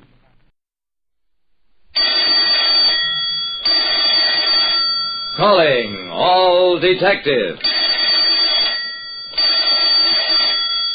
Most detectives are happy to have one client at a time. But I once had two clients on the same case, and both of them appeared guilty. That is the situation on this page from my casebook, the casebook of Jerry Browning, private detective. When a private detective like me, Jerry Browning, has two clients for the same case, he really has cause for alarm. I'd set my alarm clock for 8 a.m. It felt more like 1 a.m. when the clatter of bells woke me. I shut off the alarm. The bells still kept ringing. I reached for the phone. Hello, Jerry Browning. What? Okay, Mr. Bryant, but hold the phone a second. The doorbell's ringing. Mr. Browning, I apologize for disturbing you at this hour. Henry Dwight is my name. I have a dreadful problem. Come on in, Mr. Dwight. This is my night for problems. I've got somebody on the phone with one. Sit down for a second, please. Hello. You still there, Mr. Bryant? Now, what's your trouble? Philately. Oh, stamp collecting. Well, what was the value of the stolen stamps? You think they're about to be stolen? Whom do you suspect? I couldn't believe the answer that came over the phone. I shook my head, glanced at the little man I'd admitted and who was now sitting on the sofa. My visitor had said his name was Henry Dwight, and the man on the phone, whose name was Clayton Bryant, had just told me that Henry Dwight was the one who intended to steal his stamp collection. I said into the phone, "Hold the wire a second, Mr. Bryant." Then I turned to Dwight. "What's your trouble, Mr. Dwight?" "I'm a philatelist, Mr. Browning, and Clayton Bryant has threatened to steal my stamp collection." I was engaged by two rival hobbyists who feared that each was about to steal the other's valuable stamp collection. I told Bryant to see me at 9 o'clock in my office. Then I put down the phone and turned back to Henry Dwight. Now let's hear your side of the story. Well, it was a simple story of rivalry that started way back when Dwight and Bryant had been college classmates. And we kept up the feud after we both got into the brokerage business. And now that each of us is retired, why, we're still trying to beat one another at the same hobby. Even buy through the same dealer, Clifford Franklin. Fine chap. Manages to get some interesting covers. You know, envelopes bearing certain postmarks. It's the one field in which Bryant and I have no disputes. He specializes in doubles, place names like Pango Pango, Walla Walla. I see covers bearing people's names like Jackson Hole, Wyoming, Bailey's Harbor, Wisconsin, Carson City, Nevada, and so on. That's fine. But if you and Bryant don't fight over that stuff, what is your dispute? It started over a rare stamp, a Japanese lilac, issued back when Japan was just getting started in world commerce. I gave Franklin, the dealer, a phone bid on it, but before I could get to the shop, Bryant walked in, outbid my phone offer, and got the Japanese lilac. Naturally, I was annoyed and threatened to get his entire collection, but... You threatened him? Oh, but he threatened me, too. Look, be in my office tomorrow at 9, and we'll get this all straightened out. And now, good night. By the time they arrived at my office, both Bryant and Dwight were feeling pretty sheepish. I read them a long lecture about there being enough stamps in the world to satisfy everybody, and not enough decent behavior to satisfy anybody. You've both made some silly threats which neither of you meant. So why not bury the hatchet and forget all about it? They looked relieved, shook hands, and even paid me a nice fee for having acted as an arbitrator. Then they took me to see their respective collections, which were really something. You have one of the finest collections in the world, Dwight. Nice of you to say so, Bryant, but I think your collection is even better. And that's how they left me, telling each other what great guys they were. A nice case, a nice fee, no real work to do. At least that's what I thought until that evening, when both Bryant and Dwight phoned from their respective homes. Each one's stamp collection had just been stolen. Each suspected the other and demanded that I earn the fee I'd just been paid.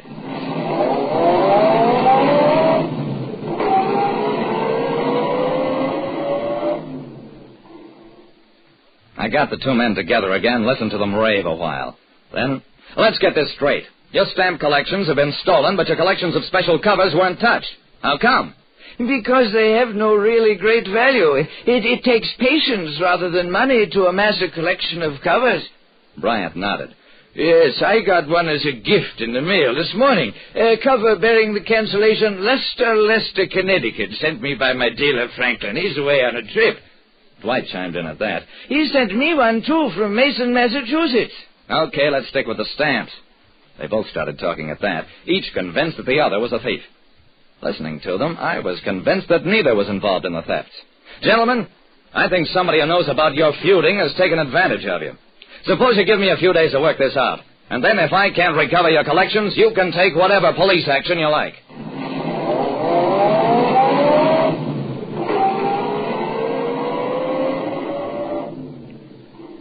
After they'd reluctantly agreed not to swear out any warrants for a while, I drove down to the shop of Clifford Franklin, the stamp dealer.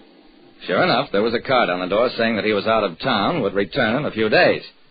That seemed to establish his innocence, but I was still suspicious. Franklin knew about the two men's quarrels, and he'd shown himself unscrupulous by selling a stamp for a higher price after having accepted a lower bid. So, when I got back to my office, I made a couple of long-distance phone calls. Then, bright and early the next Monday morning, I was at Franklin's shop again. The dealer came forward to meet me. I'm a private detective, Mr. Franklin. You can save us all a lot of time and maybe get yourself off a little easier if you'll confess to stealing Bryant and White stamp collections. Ridiculous! I've been out of town. I even sent these men special covers from towns in Connecticut and Massachusetts. I smiled, shook my head. You didn't. You wrote to the postmasters at both those places asking that an enclosure be canceled and mailed back, just like people who sent mail and enclosures to Santa Claus, Indiana, and asked that it be mailed back from there. Postmasters don't mind doing that, but they don't like being used as alibis for theft. Now, do you confess? Or do we discuss the subject of what happens to people who use the U.S. mails to defraud? That's a wonderful phrase, U.S. mails. And it has made more than one crook decide to confess in a hurry. Franklin was no exception. He'd carefully built up the feud between Bryant and White, then stolen their collections, secure in the knowledge that the two men would accuse each other and battle to a draw in court. Bryant and Dwight recovered their collections, of course. And as for Franklin, he was practically overjoyed to get only 1 year on a larceny charge. Like I said, when two clients accuse each other, always look for the hand of a third party. It seldom bears the stamp of inspection. Listen next time to Calling All Detectives. Mystery drama, mystery quiz, and a chance for you to match wits with yours truly, Jerry Browning, Private Detective.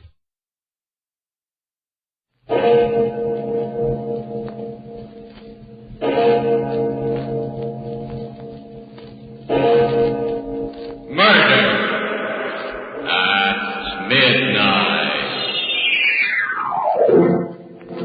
He turned and started to walk across the room, and as he turned, Martell moved.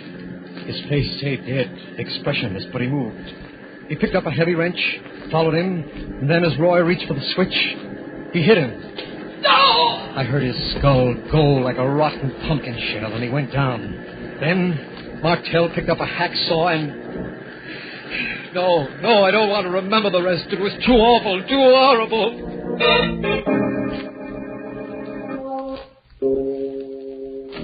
Midnight, the witching hour when the night is darkest.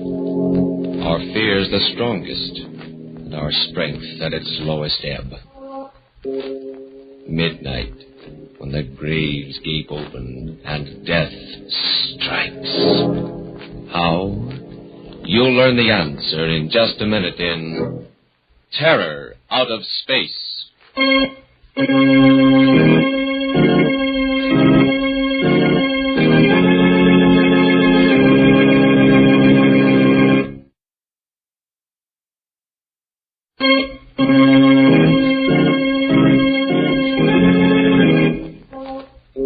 And now, Murder at Midnight. Tales of mystery and terror by radio's masters of the macabre. Our story, which we prophesy will be long remembered as a classic, is by Robert Newman. A tale out of the news and out of man's deepest fears called Terror Out of Space.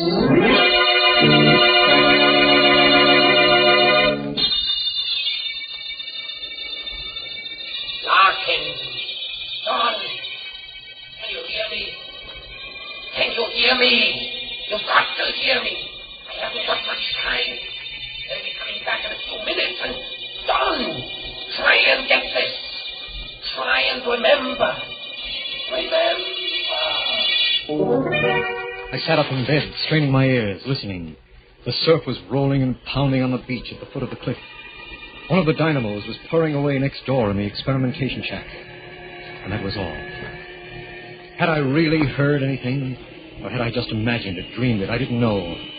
All I knew was that I was in a cold sweat, shivering even though it was a hot summer's night.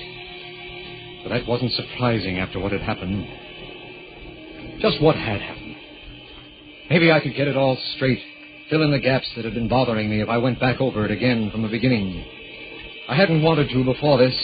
I'd fought against even thinking about it. But now it was as if something was making me think about it. That's right, John. Start way back, in the beginning. Then maybe you will remember. You've got to. You've got to. When was the beginning? When they assigned me here, I guess, miles from anywhere on the Jersey coast.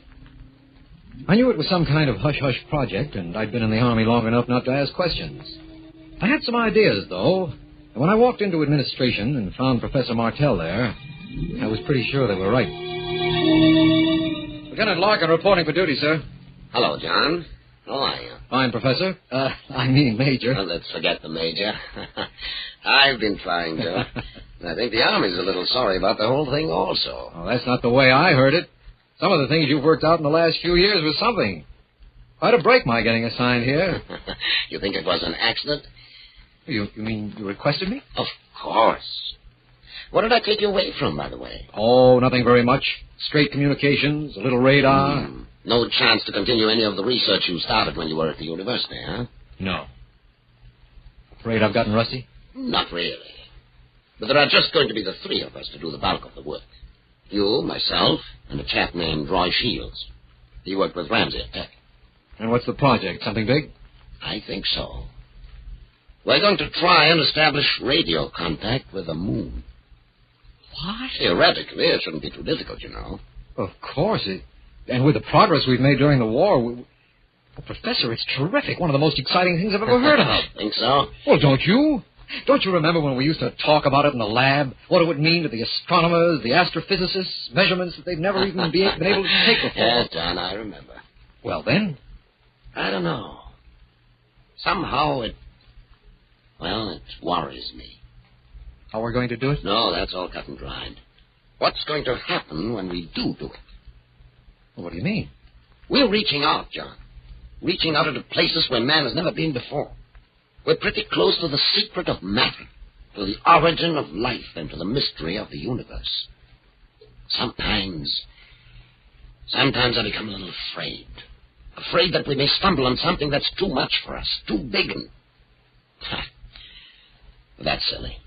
Go pick out a bunk and get some rest, John. Tomorrow, we go to work.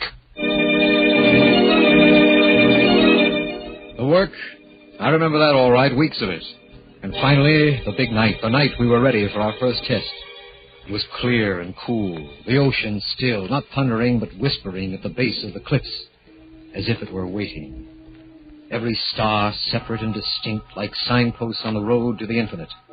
Martell at the table in the center of the laboratory with the charts and diagrams doing the computing.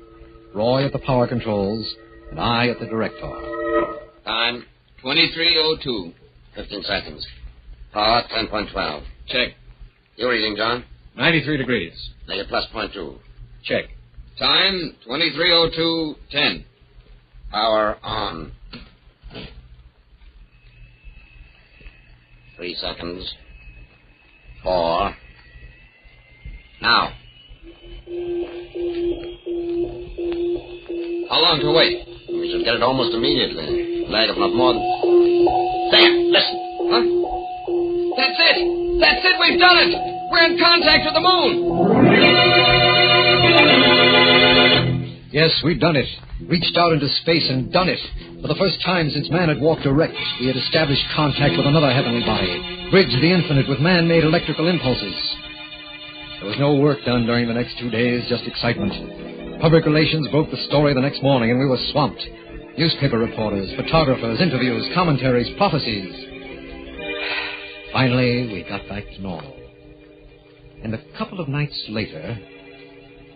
Yes, it's starting to come back to me now. I remember. It was the sound of the generators that woke me. I looked at my watch, almost midnight. Roy was asleep in his bunk, and I didn't wake him. I padded out along the duckboards to the laboratory. The lights were on. I went in, and there was Professor Martell. He was sitting at the control table, and he was funny. His eyes were open, but he didn't seem to see me. I said, "Hello, Professor." He didn't move. Didn't answer. I took a quick look at the control board, and the frequency had been changed. A little uneasy, I tried again. "Professor, what are you doing?" And then something very strange happened. Half of him came alive. His right side first. His right eye lighting up, while his left eye stayed dead. His right hand twitched, while his left one remained stiff. It was just for a fraction of a second.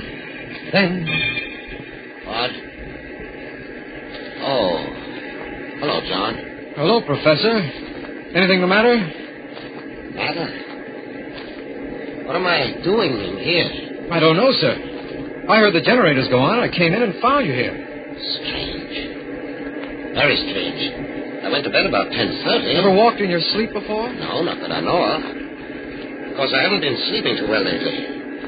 Very disturbing dream. Did you change the transmitter frequency that way? No, sir. You must have done it yourself in your sleep. Funny. That would make it more of a carrier instead of a transmitter wave. Shall I shift it back? No, leave it. I'd like to take a look again in the morning. Do some thinking about it. The next morning, somehow, neither of us mentioned it. I can't be sure now whether we didn't remember or just didn't think it was important. But that night... Yes, it was that night that we discovered what it meant. That we knew... It was the sound of the generators that woke me again. I looked at my watch a few minutes before midnight. And it was then that I noticed that Roy wasn't in his bunk. I lay there. And for some reason I was terrified, trembling. There was something in the air, a feeling of menace that... I made myself get up. Slipped on a pair of sneakers and went out along the duck walk to the laboratory. The lights were on again. I didn't go in this time, but I looked in the window. There was Roy, and there was Professor Martell again. He was sitting at the control table with that sane, dead look on his face. And Roy was standing in front of him and talking to him. I could hear him through the window. What is it, sir? What's going on? Is anything the matter? Sleep. Walking in his sleep. I better get Larkin in. Well, I can't leave the generator on, though. Gotta shut that out first. He turned and started to walk across the room toward the master switch. And as he turned, Martell moved. His face stayed dead, expressionless, but he moved. He got up without a sound, took a heavy wrench from the work table, and followed Roy. And then, just as Roy put out his hand to throw the switch, he hit him. No! I heard his skull go like the shell of a rotten pumpkin, and he went down, dead. I couldn't move. I couldn't make a sound. I just stood there, frozen with horror. Martell looked down at him without batting an eye. And then, like a zombie, he walked over to the bench, picked up a hacksaw, and went back. And then, bending over Roy's body, he started cutting off the top of his head. Voice from the void, and the midnight waking. Memories, things best forgotten, coming back again. Memories of the terror that came out of space and of murder at midnight.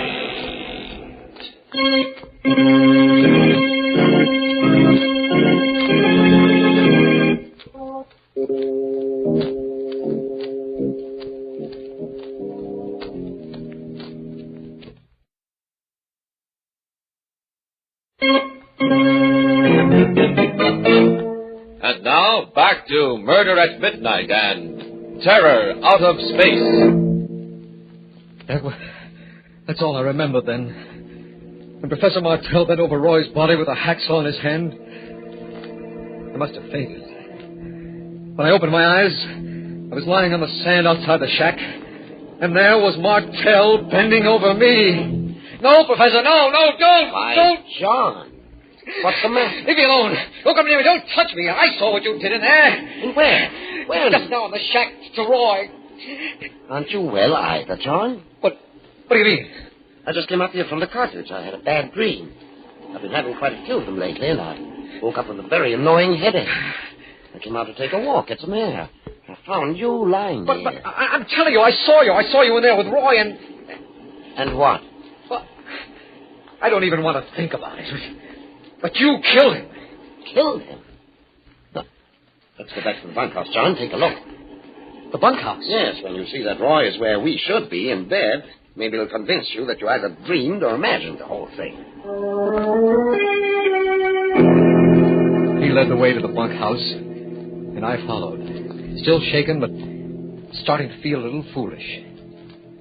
This was Professor Martell I had studied under, known for years, the man who wouldn't hurt a fly. We went into the bunkhouse, and Roy's bed was empty. He wasn't there. Martell gave me a funny look and started calling. Roy! Roy, where are you? Roy!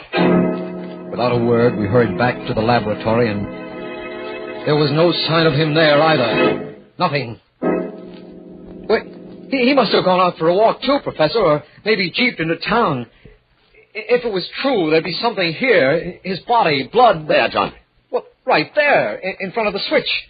But there's nothing there. No. Except that it looks as if this floor was just scrubbed. The floor? What?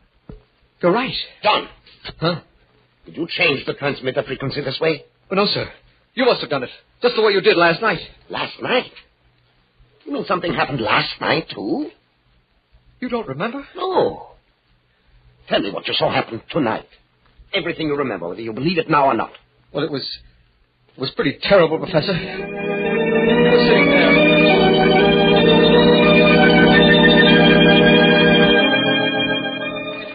And then, as quietly as if he were a laboratory specimen, you took a hacksaw and started to cut off the top of his head. Mercy. Heavens. Talking to you now, I know the whole thing's mad, impossible, but... Yes, mad, impossible, but... You mean it could have happened some way without your knowing it? Sit down, John. Relax. Tell me what you know about the moon. Huh? The moon is a satellite, stellar body, probably formed by our sun in an encounter with some other stellar body. Yes, probably formed at the same time as the Earth. But it may very well have supported life long before there was life here. Life? But we know what its atmosphere is. Yes, we know what it is now. But how do we know what it was several million years ago? Just suppose, that there was life there millions of years ago. Life that reached a level of development we cannot even imagine. Suppose it died out as a form of life that we could recognize, but remained in a form that is eternal. What do you mean? In the form of electrical energy. We know that thought is an electrical process. An electroencephalograph will give a definite reading when a man is thinking. Yes. Suppose intelligences continue to exist on the moon in the form of complex electric charges. And suppose a channel is suddenly opened between the moon and some other planet. The beams we sent out are radar beams. You mean they could come down the beam, take hold of someone, you, and make you... I'm supposing, John, hypothesizing. But the fact is that the transmitter was set at carrier frequency, and none of us did it consciously. Of course, even if it's true, we have no way of knowing whether these entities are dangerous, malevolent, or not. No way of knowing, but they killed. They made you kill Roy. Because he was going to shut off the transmitter, cut off contact with the place they came from. As for the rest, well, they would be intensely curious about the human body, particularly the brain. They would want to examine it. Analyze. Good Lord, Professor, do you realize what you're saying? The taking over of a person's body? Yes, John, I do realize what I'm saying. Well, I don't believe it myself. Have you a gun? Well, yes. Yes, I never carry it. Well, start carrying it. And if you notice me doing anything strange, incomprehensible, don't hesitate. Shoot. I didn't sleep that night. I remember that now. And I was convinced that I would never sleep again. Because it was there then, the moon. It was there all the time, of course, day and night. But it was during the night, when I was asleep, that it would be easiest for them, that they might try and... No, I can't think about it. I won't even now.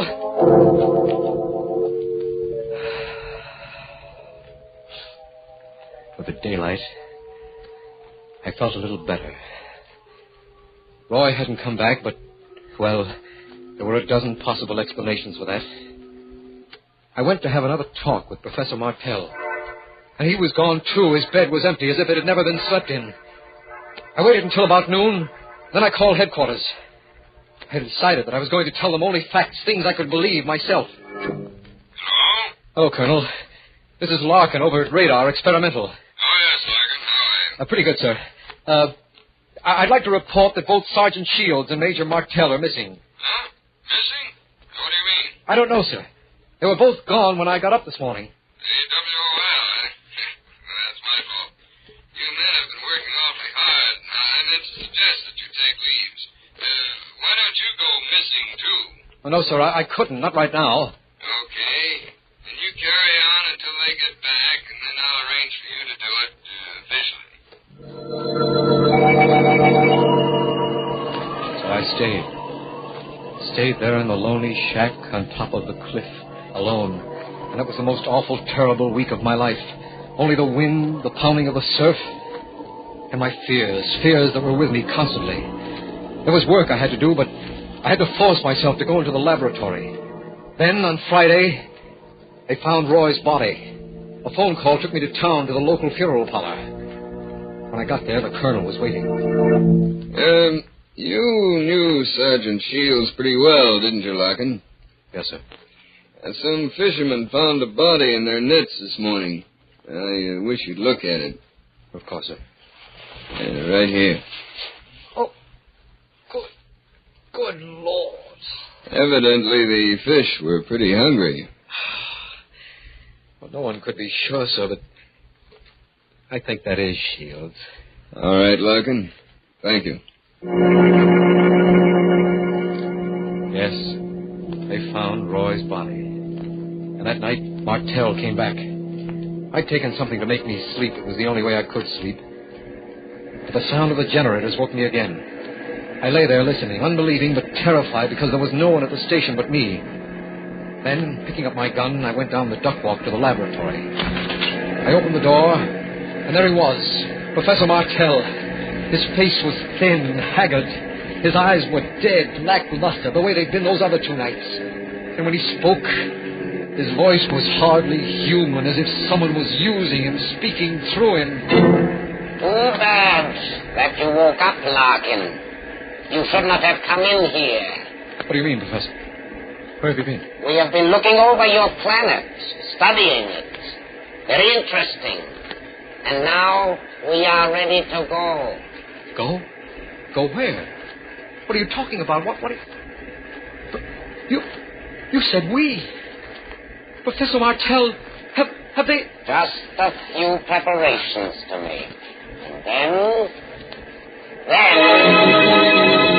The voice, that horrible voice stopped, and Martell swayed as if he were going to fall. I grabbed him, and he opened his eyes.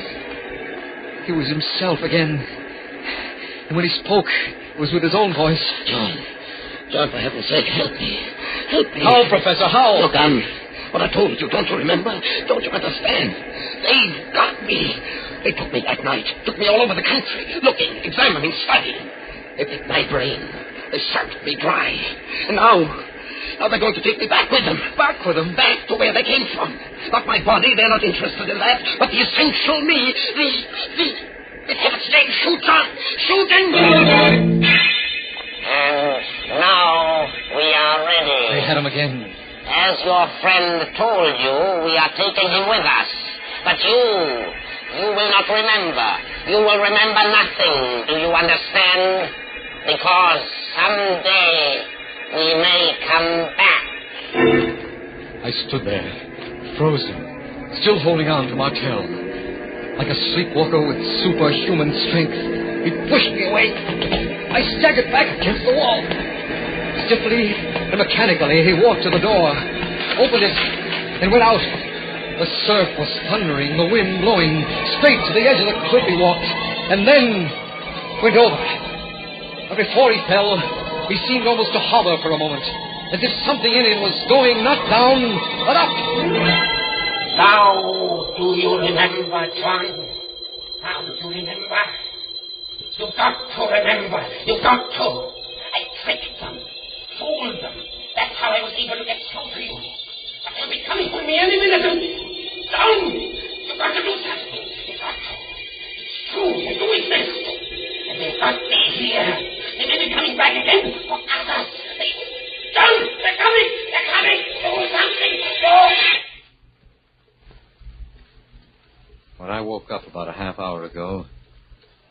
found this all written out on the pad I keep next to my bed. Written out in my own handwriting, but a little scrawled and jerky, as if my hand wasn't quite steady. Some of it I remember. Other parts, like Roy's murder, Professor Martell's suicide, I don't recall at all. Either I'm mad, completely mad, or... No, I can't think about it. I mustn't. Anyway, if I showed this to anyone, the world would think I'm mad. So now I'm going to burn it. Burn it up completely. White and shaking, John Larkin tears the scrawled pages from his notebook, crumples them into an ashtray, and puts a match to them. And thus there disappears into ashes the only remaining evidence of the terror from out of space and of murder at midnight.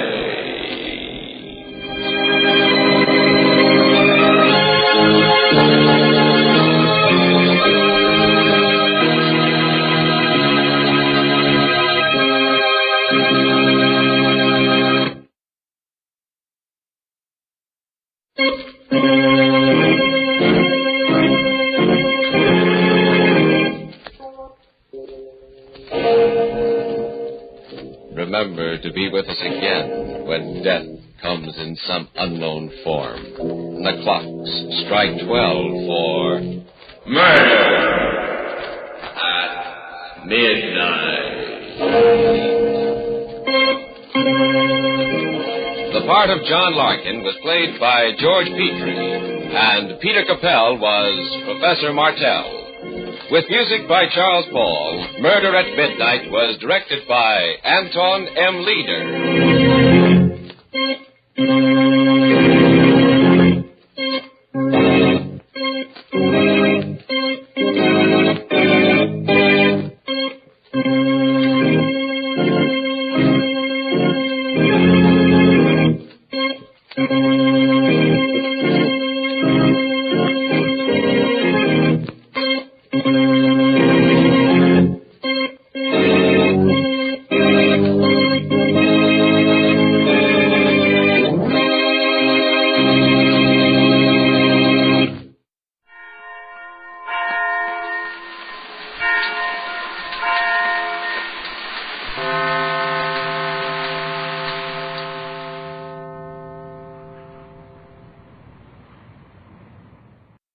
This I believe.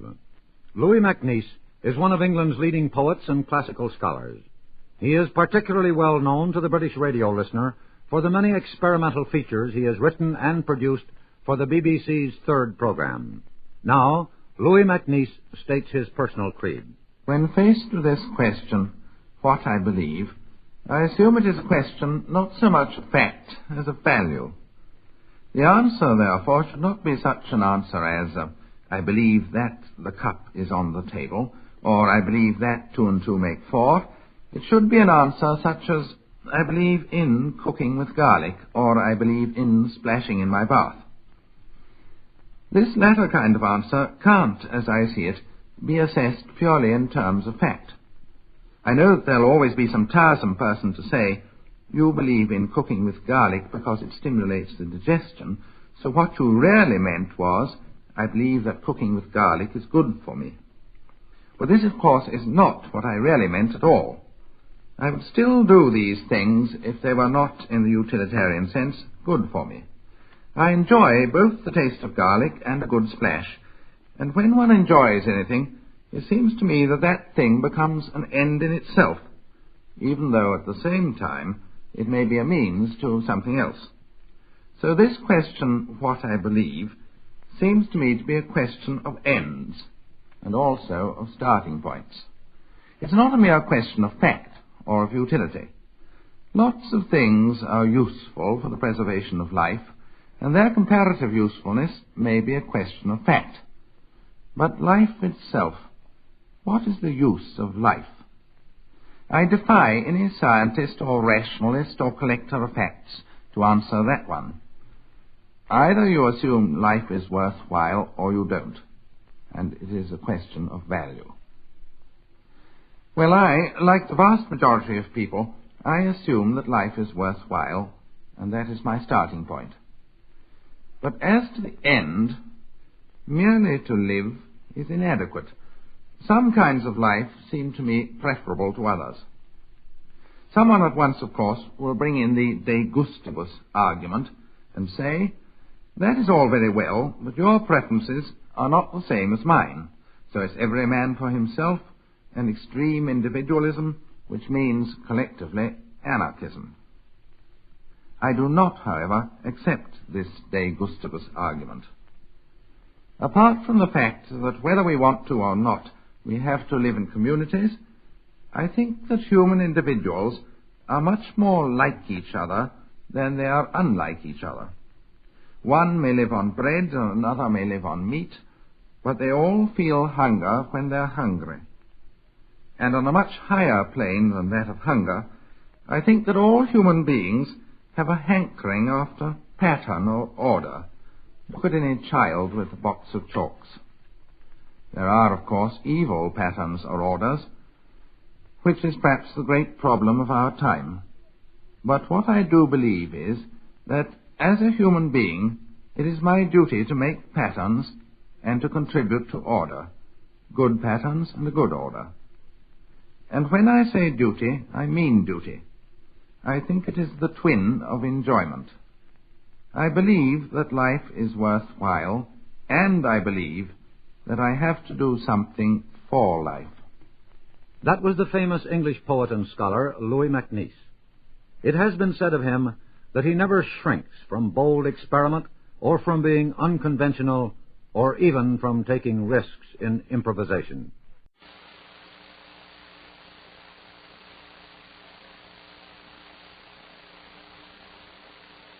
Old Dutch Cleanser, famous for chasing dirt, presents Nick Carter, famous for chasing crime.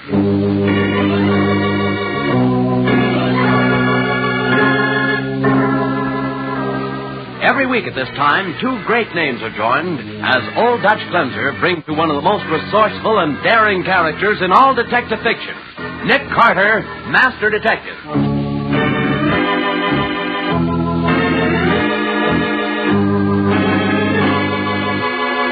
This is the silliest business I ever heard of, Nick.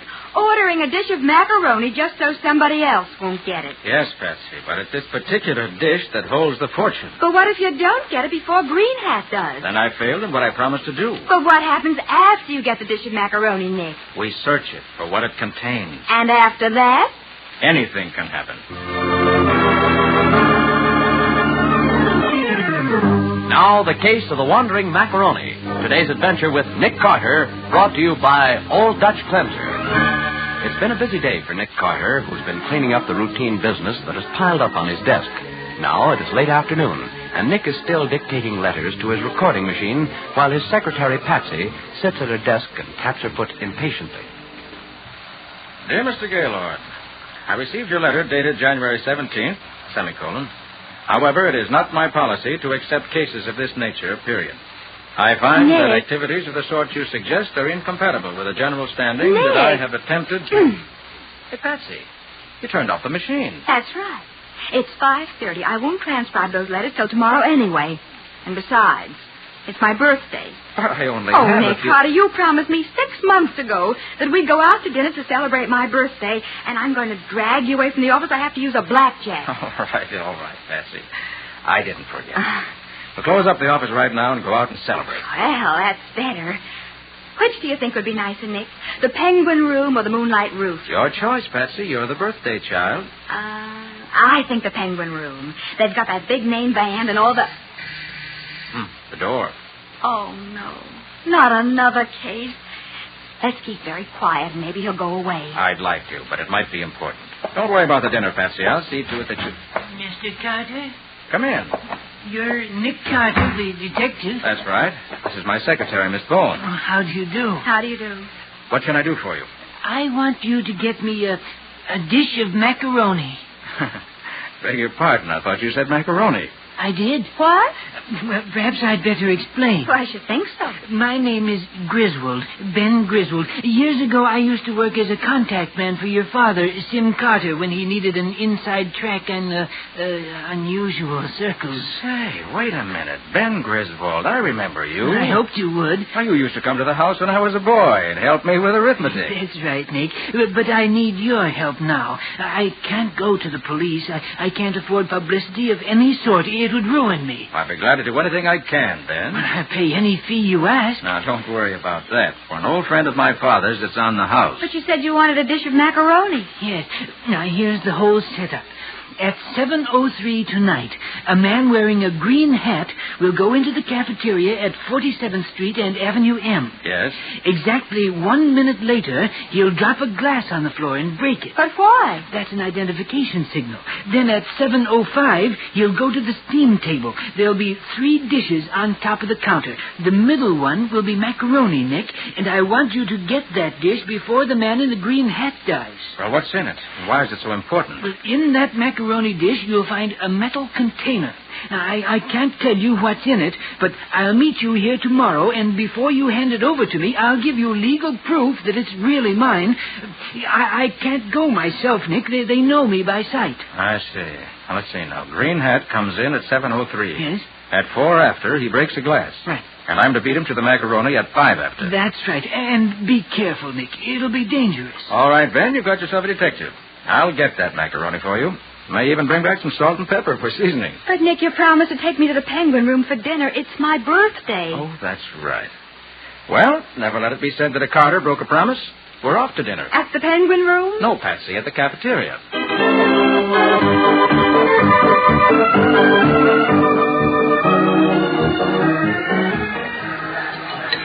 Baked beans for a birthday dinner. We'll make it up later, Patsy. We'll take in the Penguin Room and the Moonlight Room. Oh, there he is. Green hat? Where? Behind you. There by the water cooler. I see. He's looking at his wristwatch. He's awfully big, Nick. Yeah, looks as though he could walk upstairs with a piano under each arm. I don't like that bulge in his coat either. That's a shoulder holster. There goes the broken glass right on schedule. Have you got enough change? A whole pocketful. Come on. Right. You keep away from Green Hat, Patsy. When you see me start for the door, get going fast and meet me outside. Right, Nick. Now, wait a minute. Can I help you, Bud? Coffee, black, and plenty hot. Draw one. What do you want coffee for now, Nick? Might come in handy. There you are. 5 cents. Thanks. Now down to the steam table. Here comes Green Hat fast. We'll beat him. Here's the macaroni in the counter. I'll drop a quarter and grab it. Hey, you give me that macaroni. Why should I? I paid for it. Hand it over. Hey, look out with that coffee. Look out. Oh, hey. Come on, Patsy, beat it. Right here. Walk as fast as you can. The hot coffee I spilled on Green Hat will keep him busy for a while. Did you get the metal container out of the dish? I had to fish the macaroni for it, but I found it. What's in it? See when Griswold comes for tomorrow. Round this corner, quick. Yeah.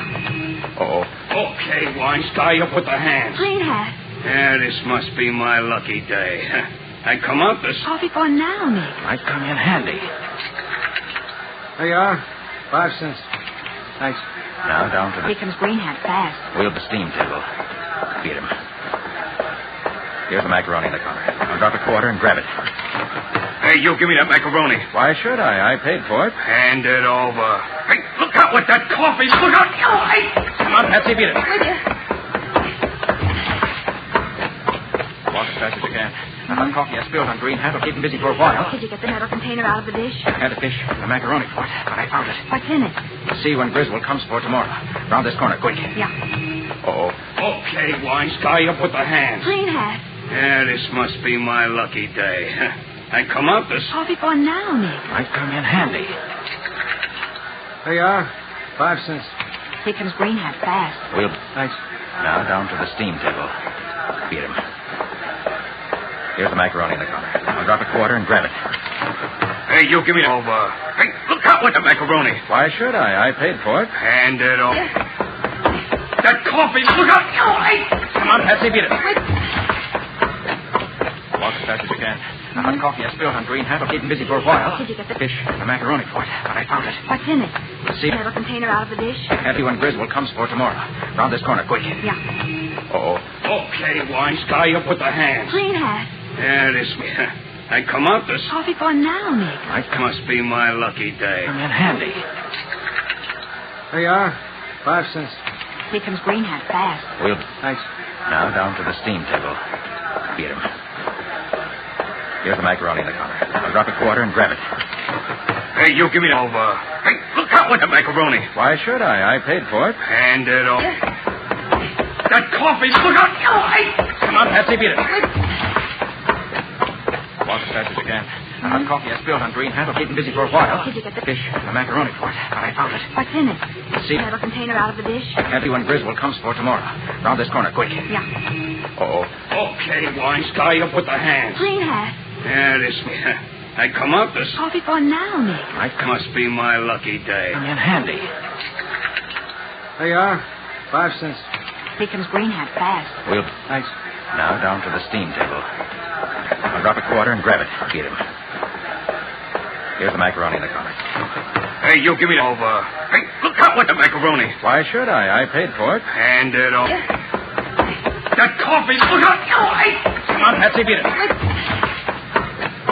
Walk as fast as you can. Fish and the macaroni for it. But the hot coffee I spilled on Green Hat will keep him busy for a while. Did you get the... Found it. What's in it? See when Griswold comes for tomorrow. Metal container out of the dish? Head it round this corner, quick. Yeah. Uh-oh. Okay, Wine Sky, up with the hands. Green Hat. Yeah, this me. I come out this... Coffee for now, Nick. That must be my lucky day. Come in handy. There you are. 5 cents. Here comes Green Hat fast. We'll... Thanks. Now down to the steam table. I'll drop a quarter and grab it. Get him. Here's the macaroni in the counter. Hey, you give me over. Hey, look out with the macaroni. Why should I? I paid for it. Hand it over. That coffee, look out. Oh, hey. Come on, Patsy, beat it. Walk as fast as you can. Fish and the macaroni for it. But the hot coffee I spilled on Green Hat will keep him busy for a while. Did you get the... Found it. What's in it? See when Griswold comes for tomorrow. Round this corner, quick. Yeah. Metal container out of the dish? Head it. Uh-oh. Okay, Wine Sky, up with the hands. Green Hat. Yeah, this me. I come out this... Coffee for now, Nick. That must be my lucky day. Come in handy. There you are. Here comes Green Hat fast. We'll... 5 cents. Thanks. Now down to the steam table. I'll drop a quarter and grab it. Get him. Here's the macaroni in the counter. Hey, you give me over. Hey, look out with the macaroni. Why should I? I paid for it. Hand it over. That coffee, look out. Oh, hey. Come on, Patsy, beat it. Walk as fast as you can. Fish and the macaroni for it. But the hot coffee I spilled on Green Hat will keep him busy for a while. Did you get the... Found it. What's in it? See when Griswold comes for tomorrow. Round this corner, quick. Yeah. Uh-oh. Okay, Wine Sky, up with the hands. Metal container out of the dish? Head it. Green Hat. Yeah, this me. I come out this... Coffee for now, Nick. That must be my lucky day. Come in handy. There you are. Boy, that's just the way to treat a new pair of nylons. There's the door, Patsy. It's open, too. I think it leads to an alley. Yes, it does. Fresh air. Careful. Green Hat may be around someplace. Oh, dear. What's the matter? I've got ashes in my shoes down the back of my neck. So have I. The first thing I'm going to do is go home, take a shower, and get into some clean clothes. Oh, no, you're not. Why, I am, too. Right now I got a phone call to make. But... And I'm running a race, a very important race. A race? Are you feeling all right? Never felt better. But this race... Want to run a race, Patsy, with the Department of Sanitation.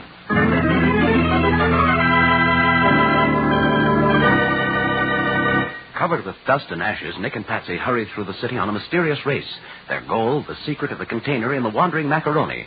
As their cab careens through the streets, Nick wonders what lies behind the struggle for this puzzling prize. We'll see how he finds the answers in just a minute.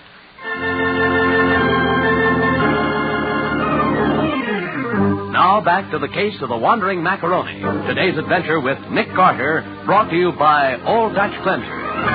Covered with ashes, Nick and Patsy hail a cab and hurry back uptown. It is after midnight when they are dropped on a corner, and now they hurry along the dimly lighted, deserted street. Patsy is still trying to brush the dust off her hair.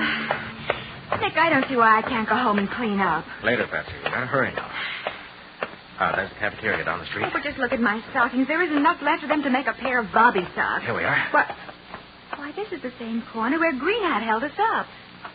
Nick, what are you diving into that trash can for? The container from the macaroni.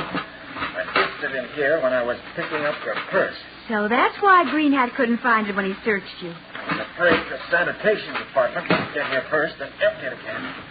Oh, blast it. What's the matter? Who put banana peels in here? You find it? No, not yet. Wait. Yes, here it is. Good. Our little macaroni-covered friend. Dick, there's a car pulling up, a police car. I know. Sergeant Matheson. Huh? Said he'd meet us here when I hold him. You know, one of these days, Nick Carter, I ain't going to come running when you call. Hi, Sergeant. Hiya, Patsy.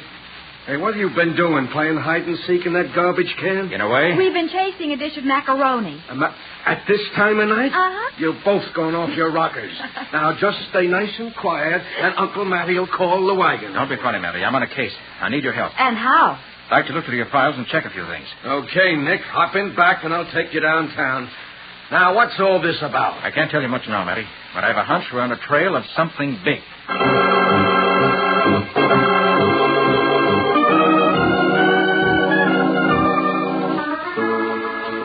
All right, sit down, Nick. Carter will have those fingerprints for you in a minute. Where'd you get them? From my notebook cover. The ape with the green hat had his paws all over it when he searched me. They kept the wallet, but he gave me back the notebook. What about the other guy? The colonel? Yeah. There, Matty, is a smooth operator. Didn't touch anything. And tried to keep his face in the shadow, but he leaned forward when he reached for my wallet. Well, why don't you check through our file, Nick, and see if you can spot him from the photographs? Good idea. Patsy's on, too. She can help. Hey, where is Patsy? Down the hall, washing up. You could use some soap, too, Nick. I haven't time. Better crack this before tomorrow morning when I see Griswold. Any luck in the file? Not so far. No one that even looks like the colonel. Come in. There's a record on those prints, Sergeant. Mr. Carter was right. This guy's got a record as long as your arm. Okay, Carter, thanks. Now, read it off to me, will you, Matty? I'll keep looking for the colonel. Now, let's see now. Oh, quite a guy, your man in the green hat, Nick. Yeah. Name Shiv Garson. Convictions 369. Everything from dope and hot cars to making book. Wanted by the Treasury boys for smuggling. I better have him picked up. What's the latest they got on him? Well, here he's been spotted down in South America. Port of San Luis Oro. Looks like the Treasury's been keeping a close eye on that baby, Nick. Well, that's it. Hey, I'll be it. Well, what is it, Nick? You find the colonel's... Well, I found my client's picture. What do you mean? Here on this card. Ben Griswold, convicted 1923, illegal stock manipulation. Served 2 years in state prison. Ben Griswold. Say, I remember that case.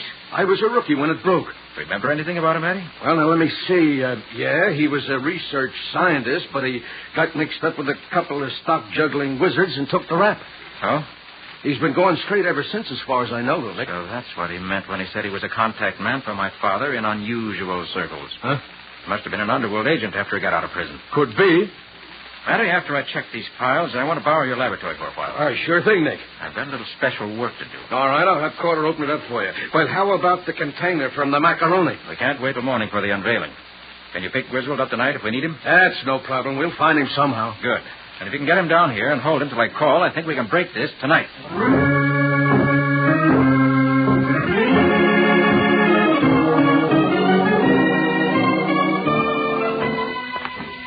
Well, back at the office at last, Patsy. You're sure you don't want to go straight home? No, I couldn't sleep anyway. It isn't every girl that gets kidnapped on a birthday instead of being taken to dinner. Oh, I'm sorry about that, Patsy. Maybe I shouldn't admit it, but I was looking forward to that party, too. Thanks for telling me. Well, here we are. I think I'll finish those letters before I... What's the matter, Nick? Didn't you leave the light on when we went out? I don't know. I think I did. I guess I turned them out, though. It's dark now. Nick, do you think something's wrong? I don't know. There's only one way to find out. Wait a minute. I got the right key. Mm-hmm. Okay.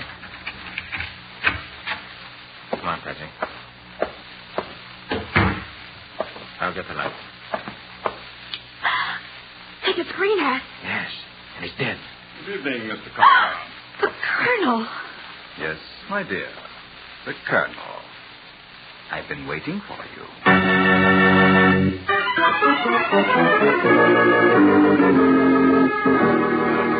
Sit down at your desk, Carter. Don't bother reaching in the drawer. I've removed the revolver from it. I warn you, I shoot quickly and accurately, so don't attempt any heroics. You think of everything, don't you, Colonel? I try to. I find it necessary in my business. Your business? Perhaps I should say profession. I'm a smuggler, and a very good one. Don't move, Miss Bowen. I have no scruples against using a gun on a lady. I'm sure you haven't. What's that? Air conditioning. Oh. Works on an automatic thermostat. I see. Mr. Carter, I think I'd better convince you that I mean business. Well, we're convinced of that already. The container you managed to get out of our hands holds microfilm plans. Plans photographed on small film. Oh, we know what microfilm is. What are those plans of, Colonel? A new and secret process for casting aluminum. Which doesn't belong to you. Legally, no. You see, old Griswold discovered the process in South America, but he wasn't too careful about guarding his property. You mean you hijacked it of him? You could call it that. I knew it would be worth millions to the automobile industry, which would pay heavily to the first man to secure an American patent. I planned to have a front man patent it. But you couldn't get it into the country because the Treasury men were watching your gang too closely. Precisely. That's why we had to adopt that complicated method of delivering the container. And I might add, your shrewd guess decreases your chances of surviving this meeting. You're pretty careless with murder, aren't you? I'm afraid there's been a trail of death following that container, starting with the original inventor of the process in South America and ending in our unfortunate friend in the green hat. He failed, and I was forced to remove him. And he may not be the last, Mr. Carter. You won't get clear on that rap, Colonel. On the contrary, it's a perfect setup. Griswold couldn't call the police. Any publicity would call attention to the new process before he could patent it. You'll slip, Colonel. It won't work. I've told you this, Carter, to convince you that I'm deadly serious. I'm going to get those films, and I don't care particularly how I go about it. I think that corpse cooling on your threshold should prove that. Looks as though you're holding all the aces, doesn't it? Exactly. Now the container, please. I grow impatient, Mr. Carter. If you don't hand it over by the time I count 3, I shall proceed to shoot your secretary right between her very pretty eyes.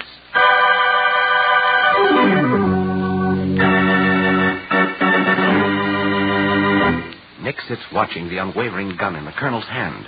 He must act now, or the soft-spoken murderer will kill again. We'll see what he does in just a minute.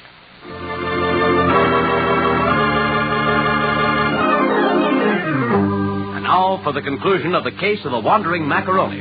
Today's adventure with Nick Carter, brought to you by Old Dutch Cleanser. Nick's office is quiet as the colonel covers Nick and Patsy, his finger tightening on the trigger. The only sound is the colonel's voice. 1, 2. Hold it, Colonel. I don't see why I should stick my neck out for a client. Nick. Must you show intelligence, Mr. Carter? Nick, how can Patsy, you... the container I gave you. But Nick, he'll... Don't argue. Give it to me. All right. Oh, what's the use of hiding it in the heel of my shoe if you're going to double-cross your client anyway? Very clever, Carter. I see the heel unscrews. Here it is. Well, guess there's nothing left to do, Colonel. Here's your container. Don't leave your chair. Put it on the desk. Okay. Now sit back. Don't move, Carter. Glad you finally displayed reason. Now, before we decide what to do with you, we'll see whether this is the real container. It opens on this end. It's stuck. Out of the way, Patsy, quick! I've got the gun now, Colonel. And now we'll see how you like looking down the barrel.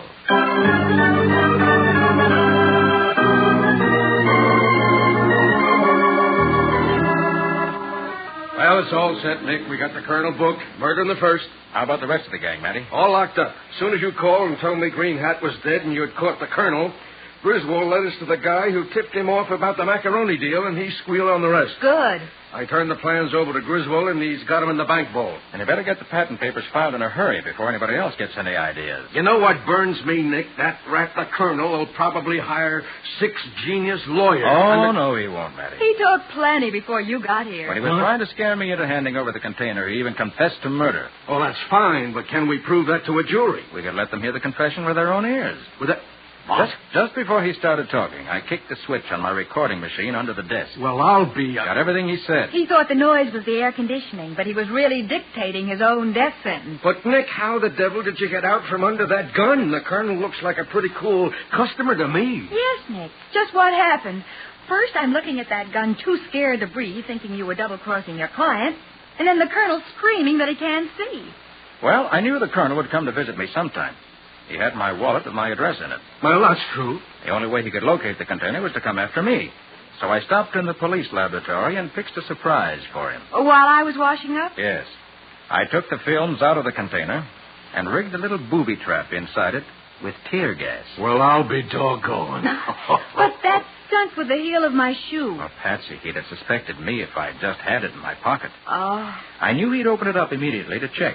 And that's exactly what he did. He got it right in the eyes. Well, there's still one thing I'm not satisfied with, Nick. Oh, what's that? My birthday dinner. Oh. Even if we do go to the Penguin Room, the head waiter will probably get murdered, and you'll take the case. Well, then, how about going back to the cafeteria for a dish of macaroni? Oh, Nick.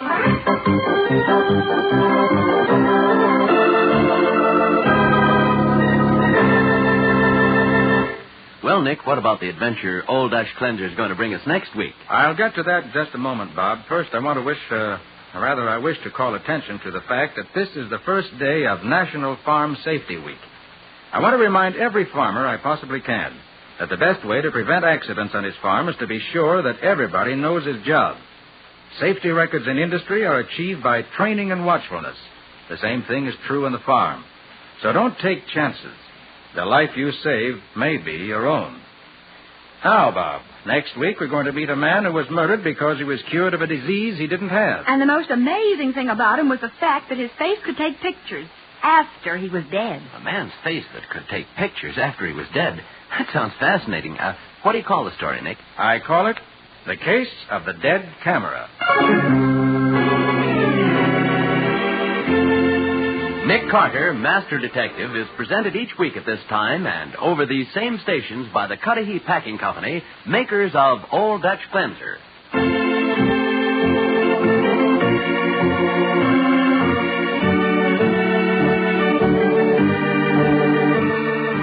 Nick Carter, Master Detective, produced and directed by Jock McGregor, is copyrighted by Street & Smith Publications, Incorporated. Lon Clark is starred as Nick, with Charlotte Manson featured as Patsy. Mattie is played by Ed Latimer. Today's script was written by Ernest Kanoy. Original music is played by George Wright. This program is fictional, and any resemblance to actual persons living or dead is purely coincidental. This is Bob Martin saying, when minutes count, use Old Dutch Cleanser.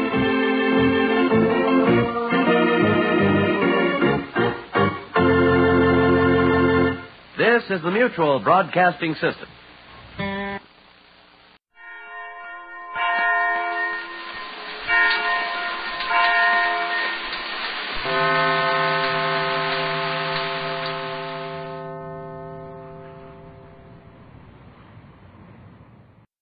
This I believe.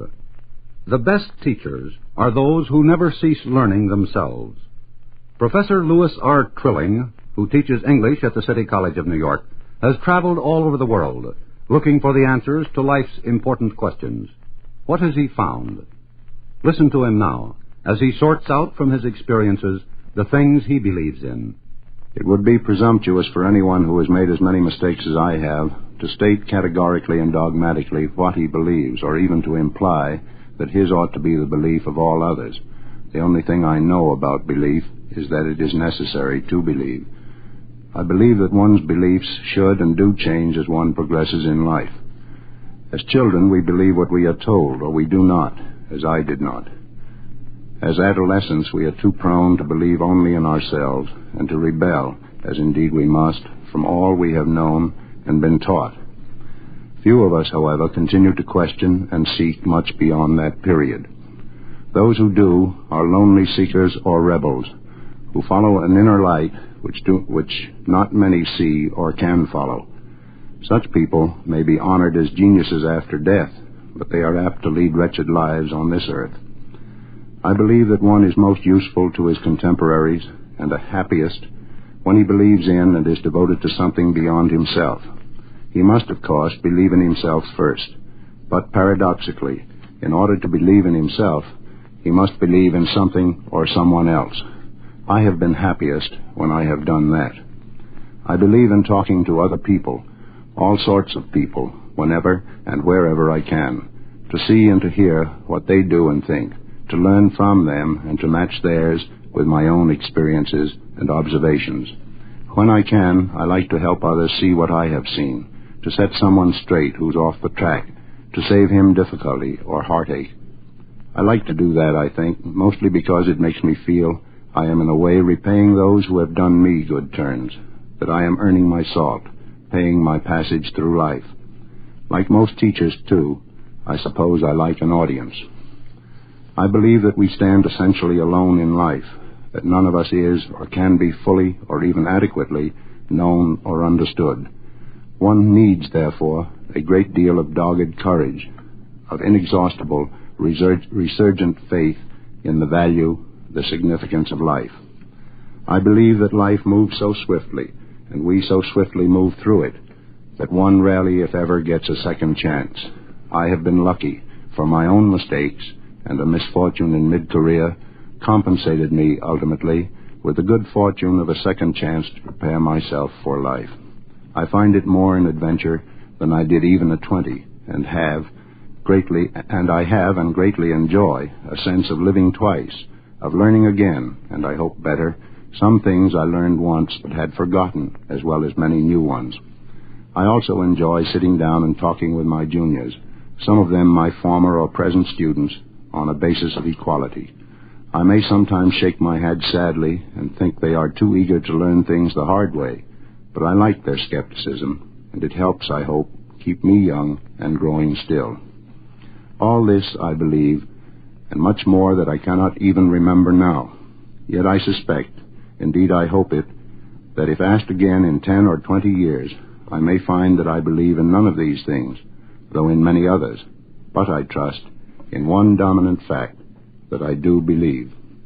That was Louis R. Trilling of New York City, a professor of English for the past 30 years, and who we suspect has taught his students a good deal more than just lessons from books.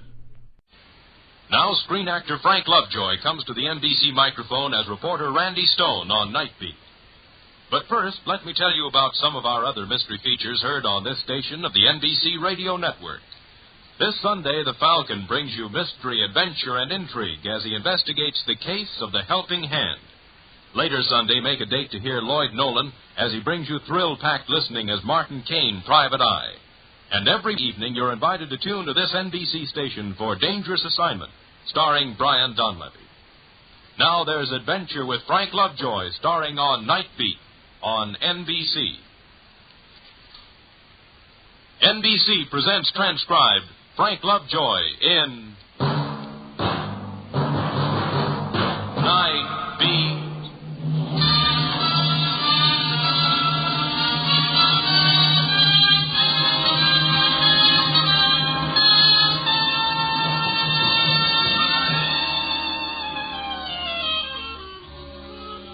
Hi, this is Randy Stone.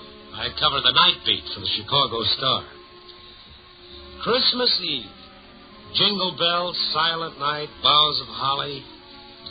Yeah, they say there's a warmth about Christmas that spreads out like a fan and touches everyone.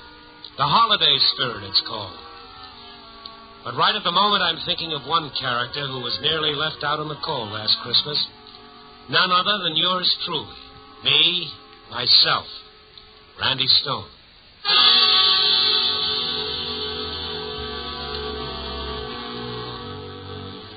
It started out like any other Christmas Eve. An exchange of gifts, a few drinks, some off-key caroling. Everybody killing time until the going home nod from the boss. Everybody, that is, but me. No, I wasn't going home, because as far back as I can remember, Christmas has been another work day for Stone. I waited around for the noisy holiday gang to leave so I could settle down to work. And then Sam Bullock, the big boss, sent for me, and I walked across to his office. Oh, come in, Randy, come in. How are you, boss? Sit down, Randy. Oh, such politeness can mean only one thing. I'm fired. Now, this is even more embarrassing, Randy. I'm going to give you a little something in the way of a present. I'll come back when you're sober. When's the last time you had Christmas off, my boy? I can't remember why. Well, you're having this one off. 5 days of it to spend with your family. Oh, what family? Boss, you know better than that. What'll I do with myself? Well, a man who knows as many people as you do, well, it'll be the best thing in the world for you. Hey, yeah. Yeah, it might really be something. Say, I could call Alex Stevens. He's been bothering me for 8 years to spend Christmas with his family. Sure. Or maybe Alice over in Classified. You know, I'm beginning to like the idea. Okay, well, you'd better beat it before this noble impulse of mine evaporates. Well, you hang on to it. I'm leaving now. And, Randy. Yeah? Merry Christmas to you. Right back at you, Chief. And thanks for the break.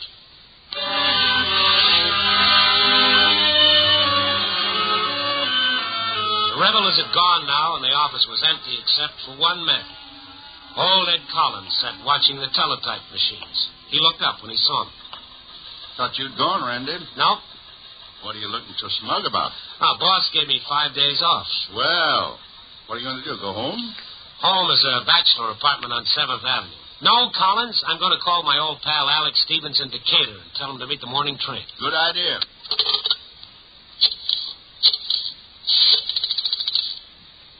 Long distance? I want to call Decatur. The Stevens residence. Alex Stevens in Decatur. I'll wait. Phone's ringing all right. Good. Oh, this little floor, Alec. 8 years he's been after me. Must have an old maid sister-in-law or something. Careful, Randy. Tried to marry me off once when I was younger. Should have answered by now. Oh, what's that, operator? Oh, no use ringing anymore. He must have gone out of town for the holidays. Going out of town, eh? Yeah, I guess I'll have to settle for female company.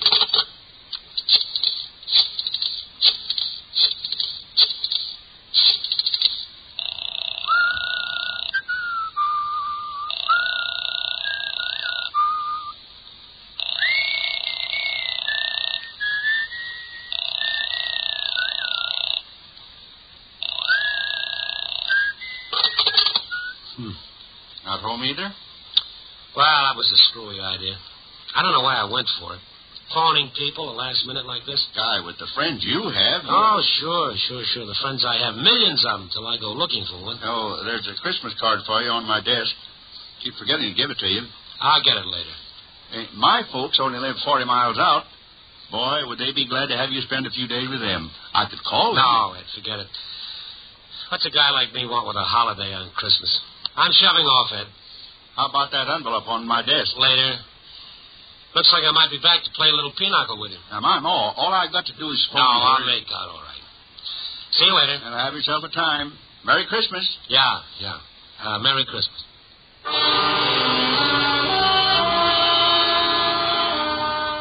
I didn't want to make any more calls in front of Collins, so I headed for the nearest phone booth.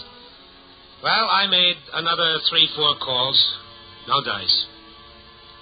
Randy Stone, a guy who couldn't walk a downtown block without saying hello to half a dozen people, couldn't find one lousy bum would be his friend tonight, Christmas Eve. I went back to the office hoping some big story had broken so that I could put myself to work.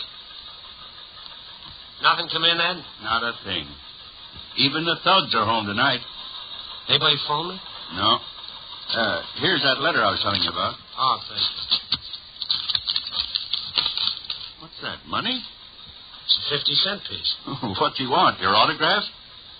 It just says, God bless you, Mr. Stone, signed Catherine Malloy. I don't know any Catherine Malloy. Hey, this is all the earmarks of an office gag, and a pretty poor one at that. It's $50. Yeah, it'll buy a drink. Say, Randy. Yeah? I thought maybe you'd change your mind about going out to my folks' place. No, thank you, Ed. No, thank you. My ma, she... No, I said no. Ed, no, thank you. Outside it was snowing, light and fluffy, like it had been specially ordered for the occasion. And the people went about their business humming and singing little snatches of song. You know, oh, what fun it is to ride in the one-horse open sleigh. Yeah, there was warmth and good feeling everywhere. But my mood was more than a match for it, and I was beginning to feel sorry for myself. Like an unwanted cat, I took my mood out to get it drowned at Bobby's bar. Randy, how are you, boy? How are you? Wow. What's with this place? It's like a morgue. Haven't you heard? It's Christmas. Yeah, I've heard. Will you put a dime in that thing, get something snappy? Okay.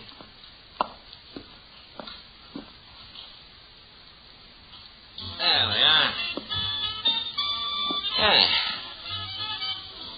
You lonely, Randy? Give me a whiskey sour. Yeah. That's the way it is with me, too. I don't need nobody. Nobody needs me. It's all right, I guess, only 2 or 3 times a year you wish it was different. You know when it hits me? Christmas, Easter, and May 17th. That's the date my mother died. But Christmas and Easter was a big time in our house. You know, we had 11 kids. Look, why don't you write a book? You act like this was something new to you. To me, it's like this every Christmas. You know, the important thing is don't be alone. How much do I owe you? 50 cents. Here. You know, when you try and fight it, you got to lose. Randy, are you going into a new business? What do you mean? Well, I thought maybe you might have gone into manufacturing. Manufacturing what? Coins. But, brother, if you are, you got a lot to learn. This is about the phoniest $half a buck I ever saw. Phony? Yeah. Give it to me. Yeah, That was somebody's idea of a gag. Some half-wit in the office. Ain't much of a joke, I'll tell you. Mrs. Malloy, huh? I'll fix those guys. You gone? Yeah. Hey, well, what's your hurry? You ain't going to leave me here alone, are you? Wait till somebody else comes in. So long, Bob. Well, you ought to stick around so we can talk, Randy. You're wasting it on me. Okay, Randy, but remember what I said. Don't be by yourself. Whatever you do, don't get to be alone.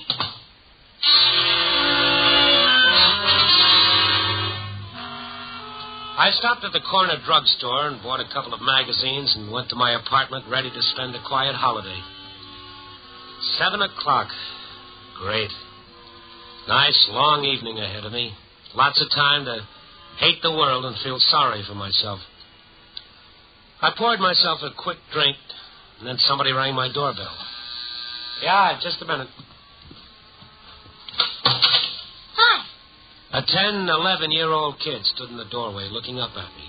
His face was clean, but his clothes were patched and ragged.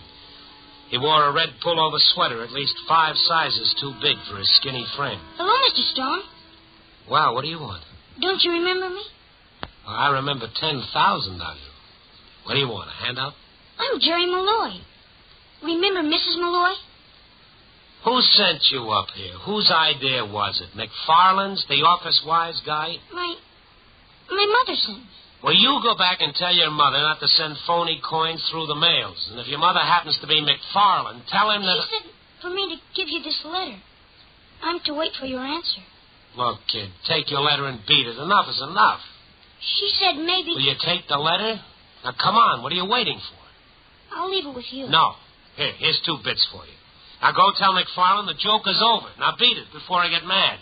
Mother said to wish you a Merry Christmas. Beat it. I'd no sooner slammed the door shut when I began feeling like a heel. Then I opened the door, half hoping I'd find him standing there. But he was gone. But resting on the mat in front of my door was the quarter I'd given him.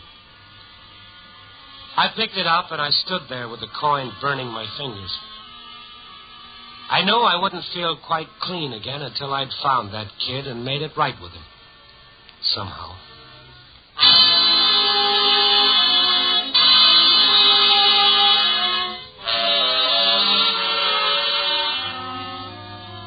I had to get to the kid, but how?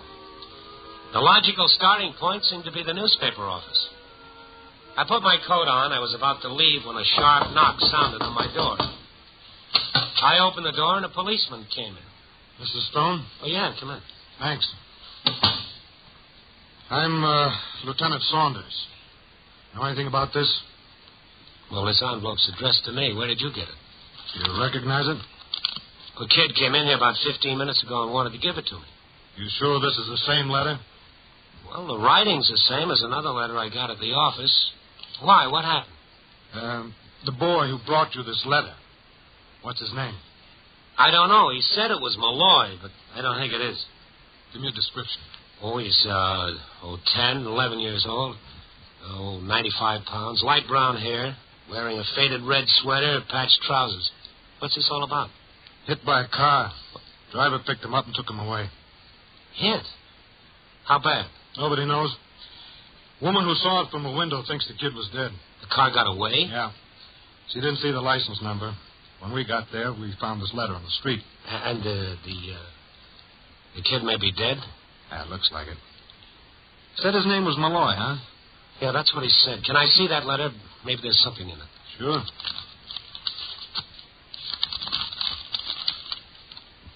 What's it say? It's kind of hard to read. Looks like some kid wrote it. Dear Mr. Stone, we're hoping that you'll come out to have Christmas dinner with us. I've told Jerry not to leave till he brings back your answer saying yes. It's signed Mrs. Catherine Malloy. I don't know a Catherine Malloy. Well, maybe they mistook you for somebody else. I thought it was part of an office gang, and I still think so. Let me go back there and check. I'll call you later. Where do you work, Mr. Stone? Chicago Star. Oh, you're that Randy Stone. Well, look, if you get any information, phone it into the precinct.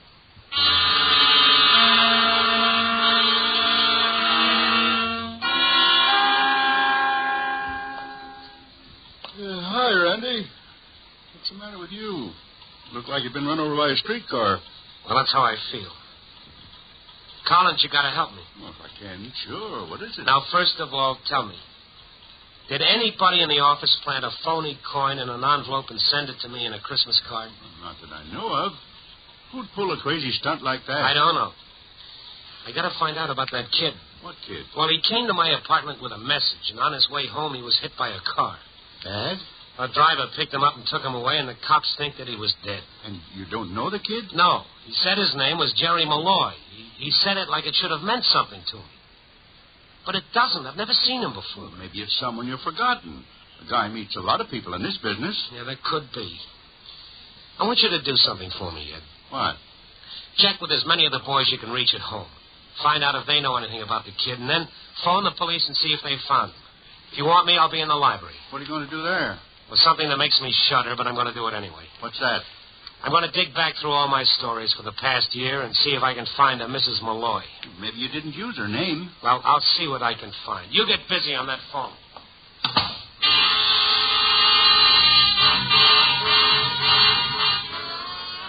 Collins left me alone, and I went to work. It's funny how inane some of the stuff you write seems after it's been buried. Only 3 of the bits offered any idea of who Mrs. Malloy might be. One about a woman who'd refused to leave a cat in a burning house. Another about a middle-aged lady bookie. And the last about a woman and her family who were being evicted from a slum apartment for lack of rent money. The story was about the bystanders and how they dug into their pockets and raised $40 so the woman could get back into her place. How you doing? Well, I'm not sure, but I think I've got something. Well, I called the boys. They don't know anything about the kid or the letter. You phoned the police? Yeah. Well? They want you down to headquarters. Me? What for? To identify the kid. They think they found him. Dead? Not much chance to live. Where is he? State Hospital. It's a pleasant chore for Christmas Eve, isn't it? Dandy. Well, then I guess they want me to go and see his mother and say, guess what I brought you for Christmas. Snap out of it, Randy. It wasn't your fault. Yeah.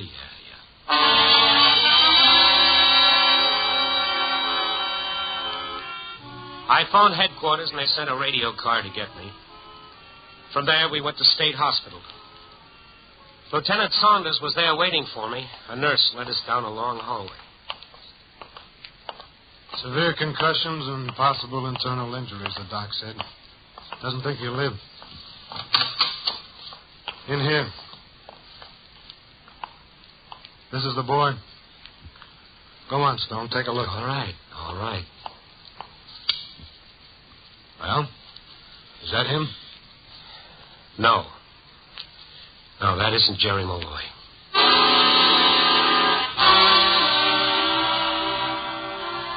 For a minute, I felt a sense of relief, but I knew I was kidding myself. Sooner or later, Jerry's body would be found, and until then and after then, I'd feel the guilt to be mine. You see, by now I knew the kid was on the level. He'd been sent to me with a message offering me a home for Christmas, and in my blind stupidity, I sent him away. Nice guy, this Randy Stone. The cops dropped me off at the paper and told me they'd keep in touch. Well? No, it's not him. What are you going to do? I'm going to find Mrs. Malloy. That 50-cent coin, that's what makes it interesting. Why money in a Christmas card and a phony coin at that? Well, maybe she didn't know it was phony. All right, then. She didn't know it was phony, but why was she sending you money? You lending the stuff out at 15%? What? Hey, wait a minute. You got something there. Maybe she did owe me some money. That woman that was tossed out on the street, $40 we raised for her, she took my name and said she'd send me my $5 back. Oh, can you remember where she lived? It was on the south side. I remember the building. Yeah, I can find her. Collins, I can find that kid's poor mother. Well, isn't that what you wanted? I don't know. You know what I really want? I'd like to start this whole evening over again. Think you could arrange it for me?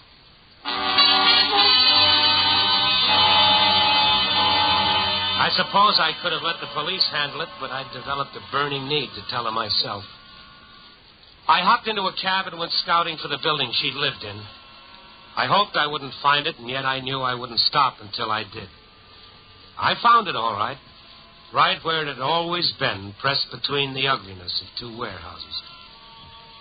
I hung around outside for 10 minutes before I could find the courage to go and face her. Apartment 6 she'd lived in. I stood in front of it and listened to the muffled sounds of a radio playing dance music inside. Well, hello. May I come in? I've got to talk to you. Oh, I'd like very much to have you come in, but my husband, he's a bouncer in the nightclub. Maybe some other time. Look, Mrs. Malloy, I've got to talk to you. What about Christmas Eve? Go away. Hey. What Mrs. did you say I was? Malloy, Catherine Malloy. I'm not Mrs. Malloy. I never was, never will be. My name's Mrs. Matty. Carol Matty. You know, the more I look at you, the more I wish I was your Mrs. Malloy. But I'm not. I'm really not. How do you like that? Well, I like it a lot more than you'll ever know.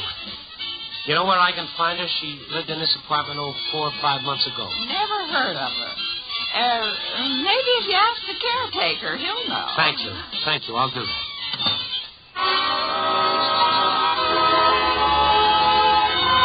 I was glad this woman wasn't Jerry's mother. I'd built a picture of Mrs. Malloy that didn't jive with a slightly tipsy frump staring at me out of hazy eyes. I called him a caretaker. Yes, Mrs. Malloy lived here, but she'd moved a couple of months ago, and he didn't know where to. He told me to try Kozlov's grocery store. The storekeeper there was a living city directory.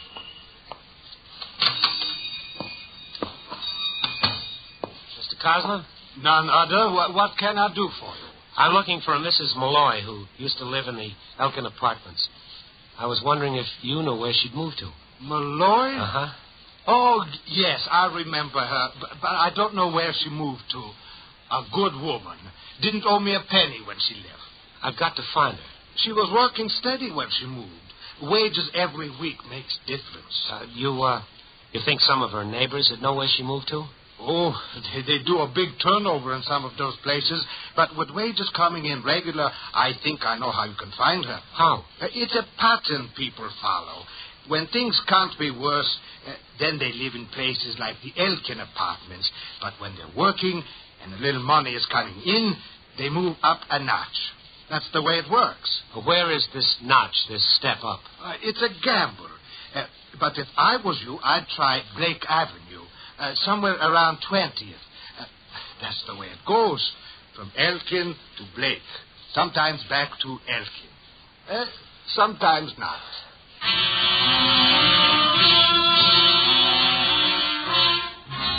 Sometimes 3 hours can be an eternity.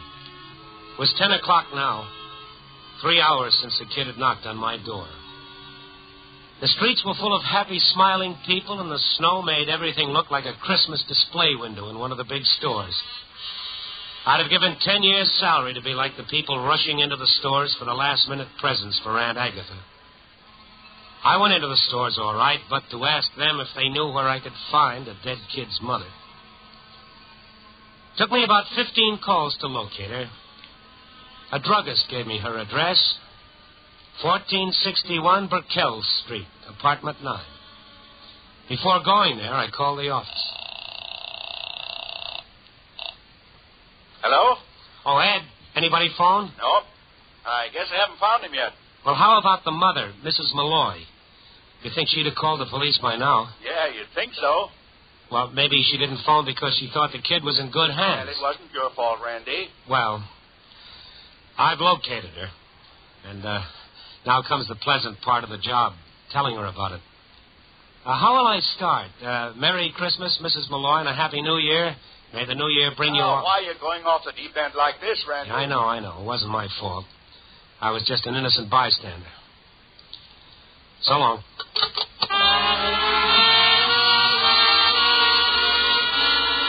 I made another call, police headquarters.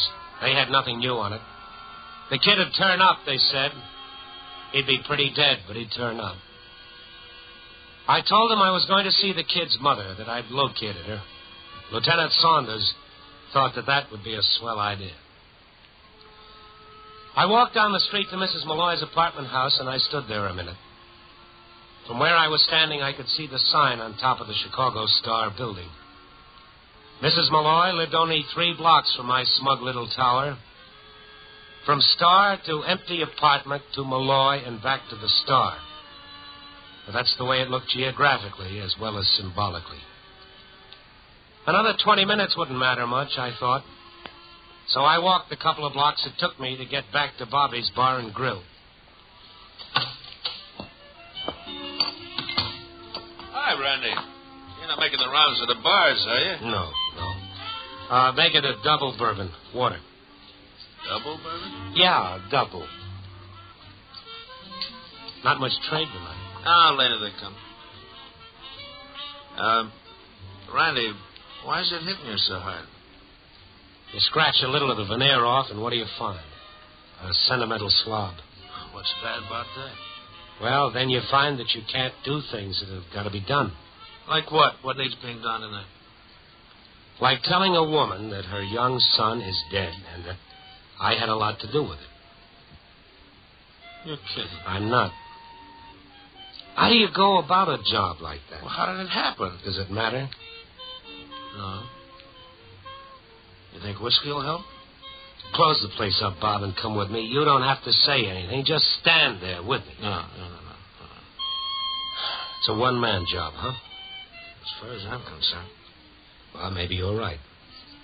I'll see you later. Yeah, I'll see you later.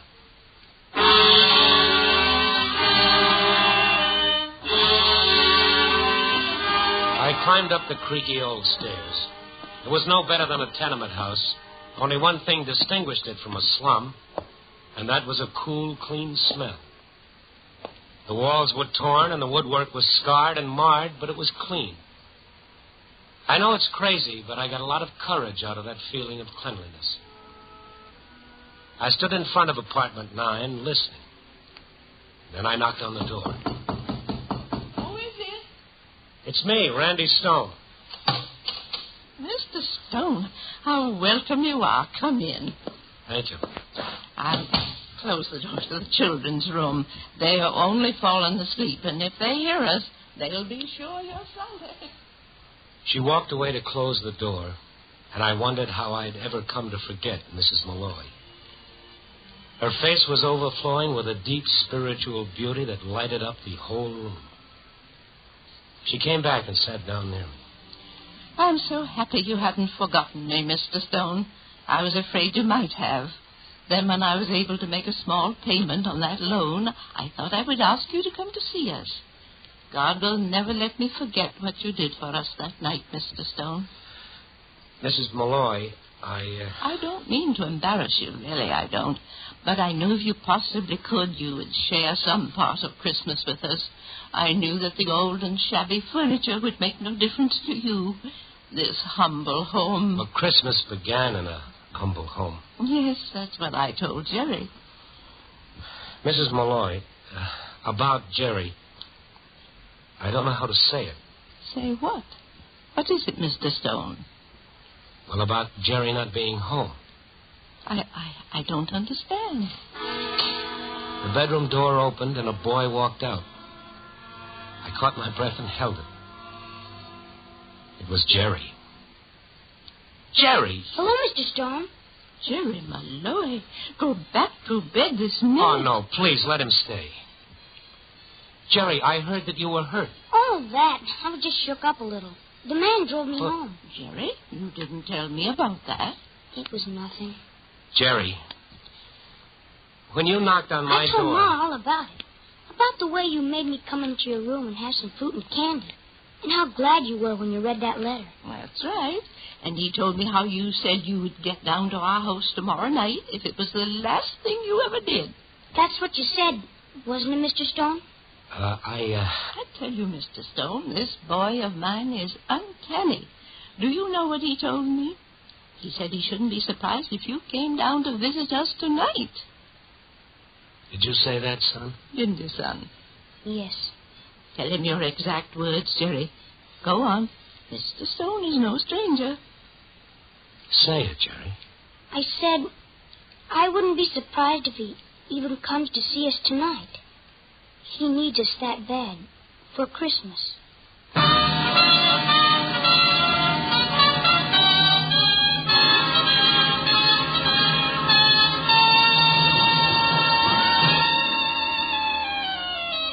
In those 3 little rooms on the edge of the city's slums, I learned that human beings can find happiness. And don't listen to what your banker tells you. It's a thing of the spirit, not of the pocket. In that shabby little apartment with a cracked linoleum and a threadbare sofa, I learned the magic of the words. Merry Christmas. Copy, boy.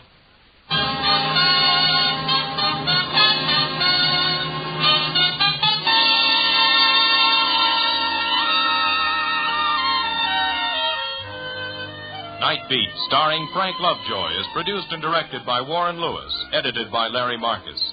Tonight's story was written by Warren Lewis and Lou Rusoff, with music by Robert Armbruster. Featured in tonight's cast were Kate McKenna, Sammy Ogg, Ralph Moody, Jan Arvan, Bill Conrad, and Gail Bonney.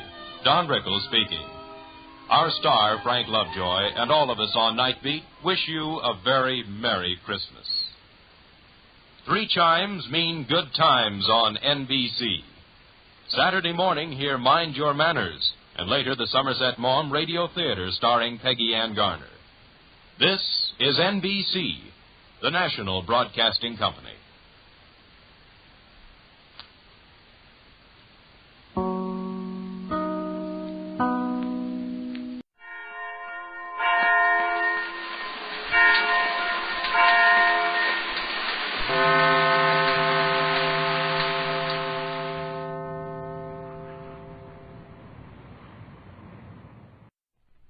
This I believe.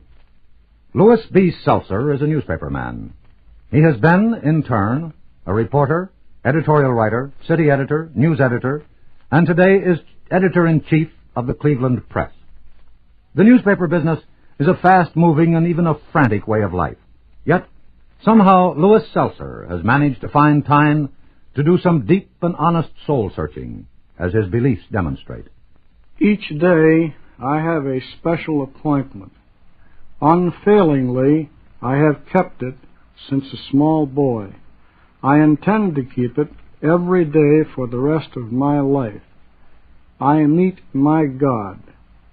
With His help, I take an inventory of myself just before I release my mind to sleep. The measure by which He and I judge me is simple. It is a blunt, searching, severe inventory. It covers thoughts and acts and impulses and temptations and even tentative inclinations? In what respects have you failed? What thoughts had you that were not good? What man did you ignore? Were you completely honorable in all you did that day? I believe God gives us something to begin with. It is not much. In my case, I know it was not much. I am not sure today it is much. It is, however, up to me, with God's help, to fashion myself of that clay and those chemicals and that tentative personality and that spirit into something approximating what He should like me to be.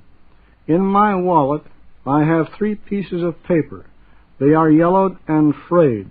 I refer to them constantly. One says, "What doth the Lord require of thee, but to do justly, and to love mercy, and to walk humbly with thy God?" Did I do so that day? Another says, "I expect to pass through this world but once. Any good, therefore, I can do, or any kindness that I can show to any fellow creature, let me do it now. Let me not defer or neglect it, for I shall not pass this way again." Did I measure up to that this day? Another says, "Make big plans, aim high in hope and work, remembering that a noble, logical diagram, once recorded, will never die. At the end of the day, in communion with God, what of that?" I believe profoundly that each of us has a mission to perform as long as he lives. It is to take the foundation God gives us at birth and make of it, by discipline, such light as we let into our soul, such reason as we cultivate by nurturing our minds with the good thoughts and distilled wisdom of others and our own, by consciously lifting ourselves to the spiritual summits achieved by God and His good people, thus to make and strengthen ourselves so that in our time on this troubled planet we will have given to it something more than just our labor and our material accomplishments, something that we can measure as good in the sight of our God. They're the creed of Louis B. Seltzer, who heads the Press, a distinguished newspaper in his home city of Cleveland, Ohio.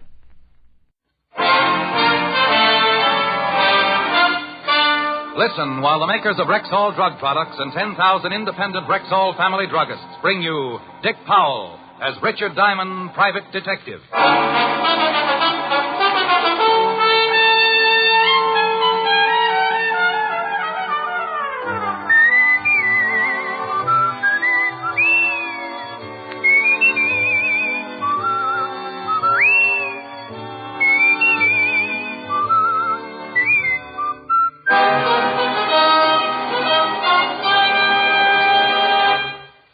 Good evening. This is your Rexall family druggist, speaking to you for the 10,000 independent druggists who have made the word Rexall part of our own store names, and who recommend and sell the 2,000 or more drug products made by the Rexall Drug Company. Like Rexall MI31, for example.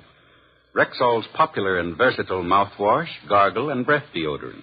Full-strength MI31 kills contacted germs almost instantly, yet will not harm delicate membranes of the mouth and throat.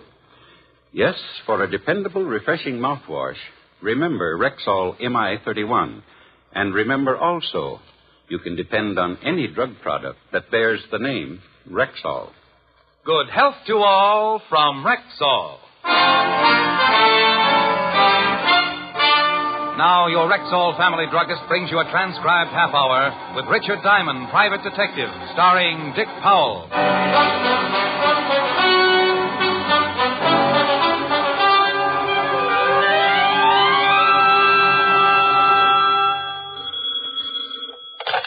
Diamond Detective Agency, we never say die. Mr. Diamond? That's right. How would you like to make $1,200? Do I have to name the mystery melody? This is not a quiz show, Mr. Diamond. I have a proposition for you, a business arrangement by which you may profit to the tune of $1,200. Oh, well, that's my favorite tune. My name is Evans, Dr. William Evans. I have an office in the Grant Professional Building, Suite 409. Grant Professional Building, Suite 409. Yes, I'd appreciate it if you would come right over. Well, it's after 6 now. I'll stay in my office until you get here. And so as to save time with explanations, on your way over, pick up a late afternoon Times and read the article on page 3, column 2. A story about a man called Farmer. I locked the office, went downstairs, and out on the street, where I purchased the late afternoon Times, and in the cab headed for Dr. Evans's office. I read the article on page 3, column 2. George Farmer burns to death, and a picture of the deceased. According to the article, Farmer had been on a vacation in the North Woods. He'd gone to sleep smoking a cigarette, and that was that. Mattress caught fire, and before anyone noticed, the whole cabin was burning. My cab let me out in front of Dr. Evans's building, and one look at the large crowd, plus the very familiar black sedan in the passenger loading zone, tied my stomach in a knot. All right, now, get back, you. You? Evening, Sergeant Otis. Lieutenant, what are you yelling about, Melonhead?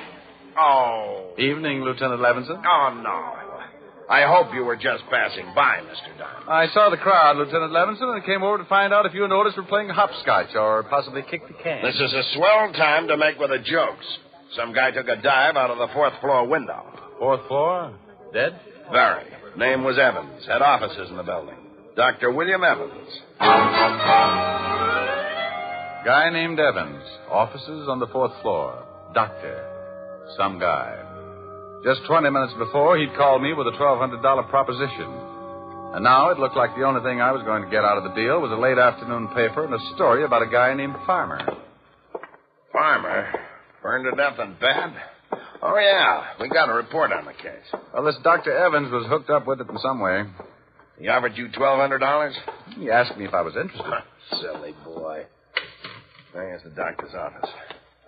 And there's the window he went out of. Who saw him jump? Bill Mitchell, cop on the beat, saw the body come out of the window feet first. Said at least it looked like he jumped. No sign of a struggle? I'll have the boys give the room a good going over.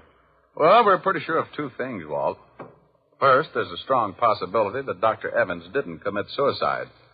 Also, that he knew something about George Farmer, the guy who got burned to death. Might have been Farmer's doctor. Well, there's one way to find out. This Times article says that Farmer left a widow.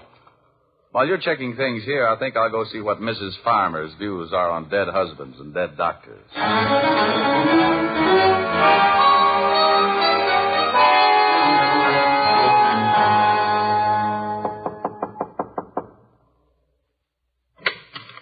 Yes?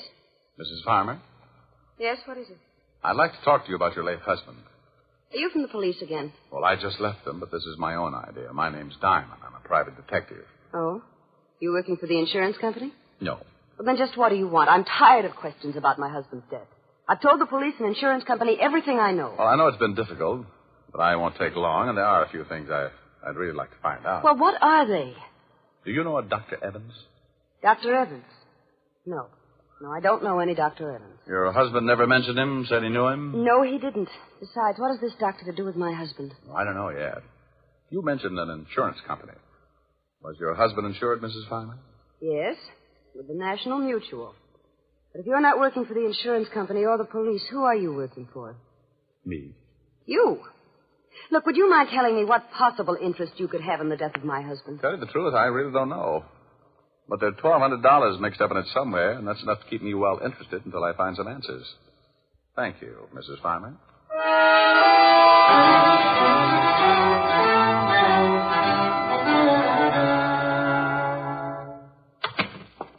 Hello, Walt.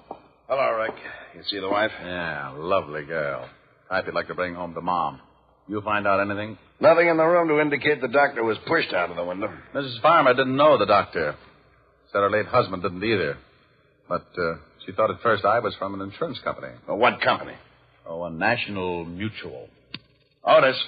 Yeah, Lieutenant. Got the names of the officials in National Mutual? Yeah. Bring them in. Right. Why all the action? We checked with the dead doctor's nurse.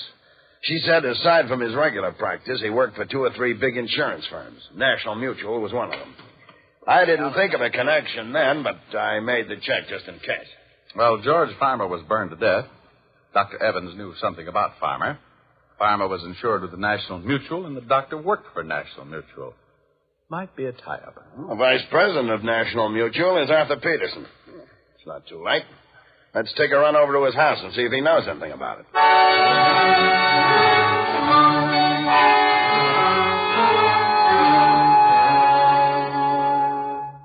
Well, gentlemen, in answer to your questions, yes, we did insure the late George Farmer, and Dr. Evans does work for us. As to whether or not he was the doctor who examined Farmer, I really couldn't say. I'd have to check the files. Lieutenant, aren't you satisfied? You think there's something wrong? We don't know. Dr. Evans jumped or was pushed out of his office window this evening. Good Lord. He called Mr. Diamond here and indicated he knew something about Farmer's death. Have you settled the claim with Mrs. Farmer yet? No, but it's to be settled within the week. $25,000 policy. If someone could show your company that Farmer's death was no accident, there'd be a reward, wouldn't there? Yes. 10% of the policy.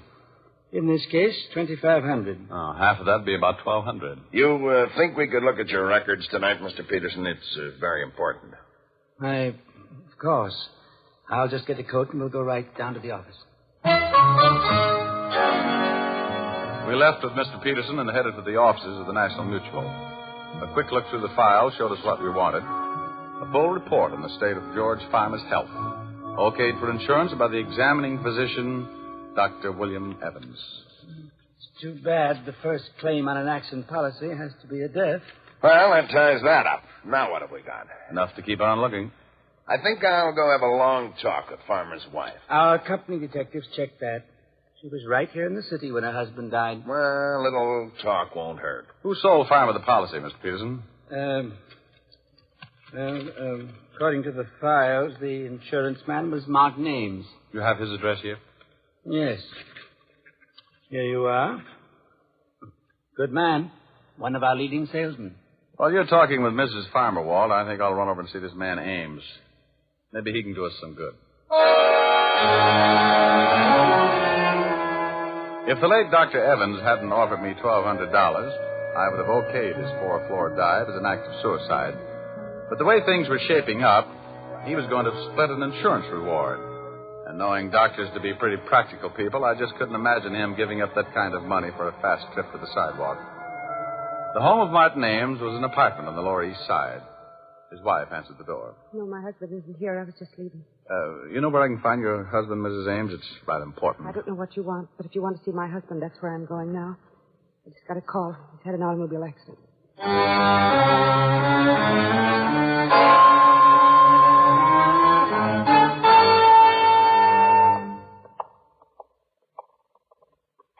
Miss? Yes. I'm Mrs. Ames. I was told my husband. Oh, yes, Miss Ames. If you'll just have a seat, I'll call Dr. Tully. He's in charge of your husband's case. But I want to see my husband. Can I see him? You'll have to see Dr. Tully first. But I want to know how serious it is. I should be with my husband. If it's you'll serious... just be patient for a moment, Miss Ames, I'll get Dr. Tully. Come on, Mrs. Ames. Let's sit down over here. Now, just sit down right over here and try and relax. Dr. Tully, third floor reception room, please. Hello, Walt. Dr. Tully, No, come to this the is a third police floor officer, Miss reception Ames. room, please. Police officer? He's a friend of mine, Miss Ames. Nothing about my husband. Dr. Tully's the man you want to see. Can I talk with you, Rick? Oh, sure. Will you excuse me, Mrs. Ames? Oh, yes, of course. You'll be all right? I'll be all right. Okay, Walt. Well, this is far enough. About her husband? Yeah, I was questioning Mrs. Farmer when I got the call over the hotshot. I remembered, so I figured you'd wind up here. Have you heard how he is? Died 5 minutes ago. Oh, no. Accident? Hit and run. Before he died, he told us a car ran him off the road. Went down a 20-foot embankment and right into a cement retaining wall. The wall stopped him from going any further, but broke his neck. Any lead on the other car? No, lonely stretch of road. No one else saw it. It happened too fast for Ames. Wait a minute. That must be Dr. Tully going over to Mrs. Ames now. Yeah, Mrs. that's Ames, Tully. I'm afraid that He did everything he could. I don't envy him. your husband is dead. Oh, no. Mrs. Ames. Oh, dear Mrs. God, Ames, please no. control yourself, Mrs. Ames. Come on, Walt. This is turning into a rotten case.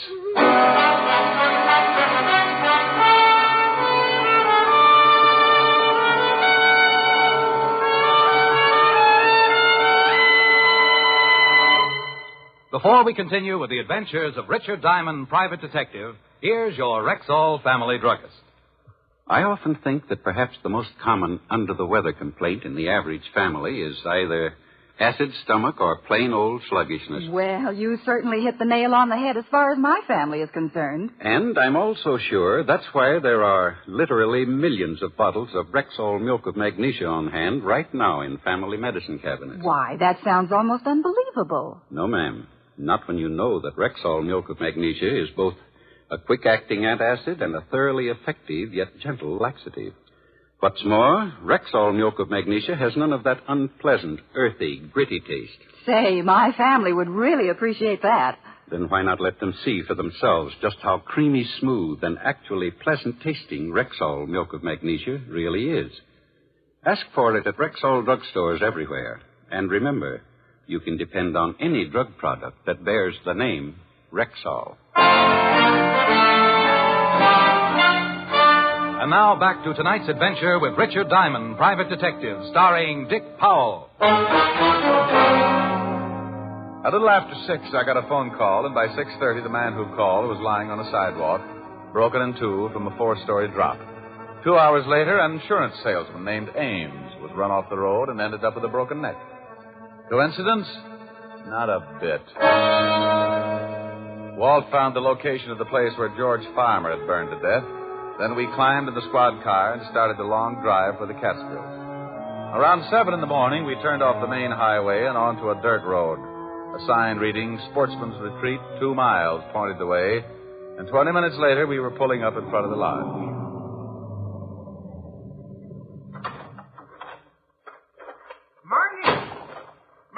Welcome to Sportsman's Retreat.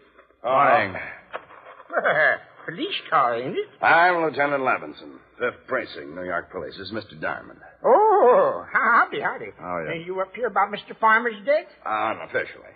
You run the place? Yeah, I'm the foreman. My name's Pop Sloan, but everybody just called me Pop. We thought we'd stay a while, Pop. Can you put us up? Well, sure. How long you figuring on being around? Oh, not long. We only brought one change of clothes. Well, come on in. Breakfast was an hour ago, but if you're hungry, I can have the cook rustle up some bacon and eggs. Oh, sounds good. Many people staying here, Pop? Oh, about 14. Yeah, 14. Same crowd comes up every year. Sort of a club, you might call it. How many years did George Farmer come out? Oh, Mr. Farmer come up about, for the last 10 years. Hey, who owns the place? Mr. Phillips. He ain't here now, but he phoned and says he'll be in sometime this afternoon. Say, how come you fellas are interested in Mr. Farmer's death? We had the police and the insurance up here for 3 days. You're a little late, ain't you? Well, there are a few things we haven't cleared up. Sure appreciate some help, Pop. Well, yeah, sure. I'll give you all the help I can. I'll go get some breakfast for you, and then we can gabble a little while. Pop went back to the kitchen, and we relaxed in a couple of big leather chairs in front of a large window that looked out on a row of cabins. That last cabin must have been Farmer's. Yeah, nothing much left of it. It's beautiful up here. Look at those trees with the sun shining through them. Your soul is showing, Walt. Oh. It was a beautiful place, all right. The cabin stood in a clearing, fronted by well-kept paths and backed by tall trees. Pop came in a little later with enough bacon and eggs to feed a platoon of tapeworms, and we talked. Where is everybody, Pop? Out fishing. Get up about 4:30 around here. Many of the men bring their wives? Oh, some of them. Mr. Farmer used to bring his'n up every year. Fine-looking woman, Mrs. Farmer. Didn't come up this year, though. It's too bad, too. Why? Well, might have saved him. Used to smoke in bed all the time. Maybe if she'd been around here, she might have caught him at it. Who discovered the fire? Oh, we all saw it, but it was too late. By the time we got there, the whole place was burning. By the time we got the hose going, there wasn't much left. You say you all saw it. Where were you? Oh, we was up to Willow Peak cooking out. That's about 3 miles from camp. You can see it from there. See that tall peak there to the left of them trees? Yeah. How come Farmer didn't go along? Oh, he never went on many hikes. Had trouble with his legs, you know. Anyone stay here in camp besides Farmer? No. Everybody was up at Willow Peak. Who examined the body? Doc Combs from Evanston come up and looked at the body. Where's Evanston? About 50 miles east. But if you want to talk to the doc, you'll have to wait till everybody comes in from fishing. Oh, good. Is he up here now? Yeah, come up last night. Gonna stay a week for the fishing. Oh, Pop. Oh, Morning, Mr. Phillips. Good morning. I didn't expect you till this afternoon. This is Mr. Phillips, the owner. Oh, I have some bags out in the car. Will you get them, please? Good morning, gentlemen. Howdy now. Good morning. There's some more police fellas, Mr. Phillips. Oh? About Mr. Farmer's death? Yeah, I gotta clear up a few things. Would you please get those bags for me, Pop? Bags? Oh, yes, bags. Sure. We just wanted to ask a couple of questions, Mr. Phillips. I'm Lieutenant Levinson. This is Mr. Diamond. Well, how do you do? How do you do? Do you mind if I sit down? Well, not at all. I thought the authorities were satisfied. Well, I guess they are. Where were you when the accident occurred, Mr. Phillips? Oh, I was on my way here from the city. I arrived about an hour later. You live in the city, Mr. Phillips? Well, yes, I have a house there. I divide my time between there and the lodge. Tell me something about Farmer, Mr. Phillips. What kind of a man was he? Well, You fellas want any more breakfast? No, thanks, sir. Oh, Go ahead, Mr. Phillips. Good old Pop. Well, there really isn't much to tell. Farmer was a nice sort of a guy, rather quiet. As you know, he had a very bad habit of smoking in bed. You have any trouble with him smoking in bed before? Oh, yes, several times. Nearly started a fire 2 years ago. Well, wouldn't that make you watch him a little more closely?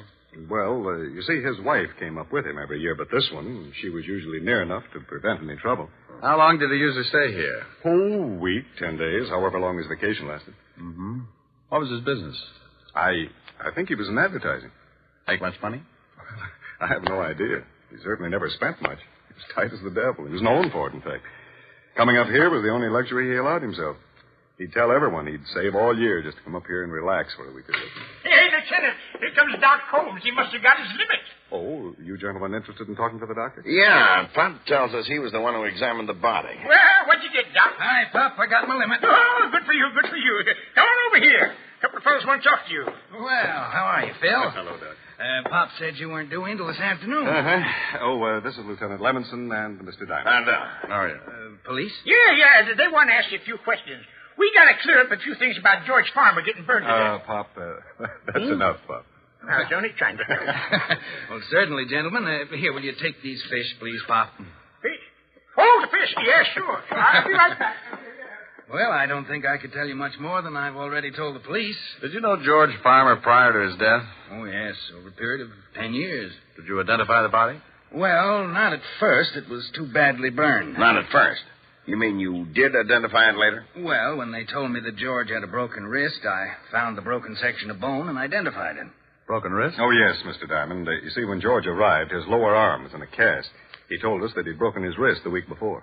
What day did he arrive? Tuesday of last week.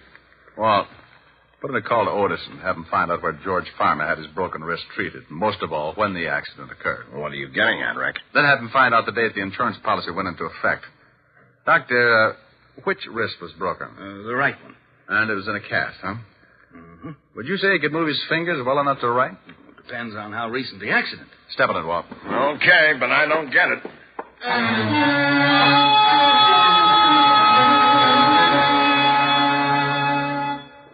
I talked to Otis. He'll get the information and call us back. Now, would you mind telling me what the devil this is all about? George Farmer had to sign the insurance policy, didn't he? Yeah, but he could have done that with his left hand. An accident policy would cover a broken wrist, wouldn't it? Sure, and what? Mr. Phillips, you said Farmer was known to be careful with his money. Yes, that's right. I can vouch for that. I treated him for a cigarette burn 3 years ago and had a devil of a time collecting. Thanks, Doctor. Well, so what? So if Otis gives us the answers I want, I think I can show you George Farmer was murdered. Murdered? Yeah. And I think I can explain why an insurance salesman and a doctor were killed. So we all sat around and waited for my hunch to grow muscles.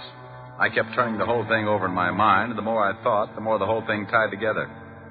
Around noon, a call came in from Otis, and Walt gave him the information I needed. There it is. George Farmer broke his wrist on the 26th of last month. He was treated at the Olive Hospital. About 3 weeks ago. He stayed one night at the hospital and went home. What date did he arrive here, Mr. Phillips? About the 4th. 2 weeks after the accident. He died on the 11th, according to the papers. Yes, that's right. He'd been here about a week. When did the insurance policy go into effect, Walt? The 22nd of last month. It went into effect. It wasn't taken out. I said went into effect. It would cost him a few bucks to have a broken wrist taken care of and spend the night in the hospital, wouldn't it, Doctor? Yes, it would. Remember what the vice president of National Mutual said, Walt? Too bad the first claim on an accident policy had to be death. Yeah. Well, if Farmer had an accident policy, why didn't he put in a claim for his broken wrist? Come on, Walt. We're going back to town and talk to Mrs. Farmer.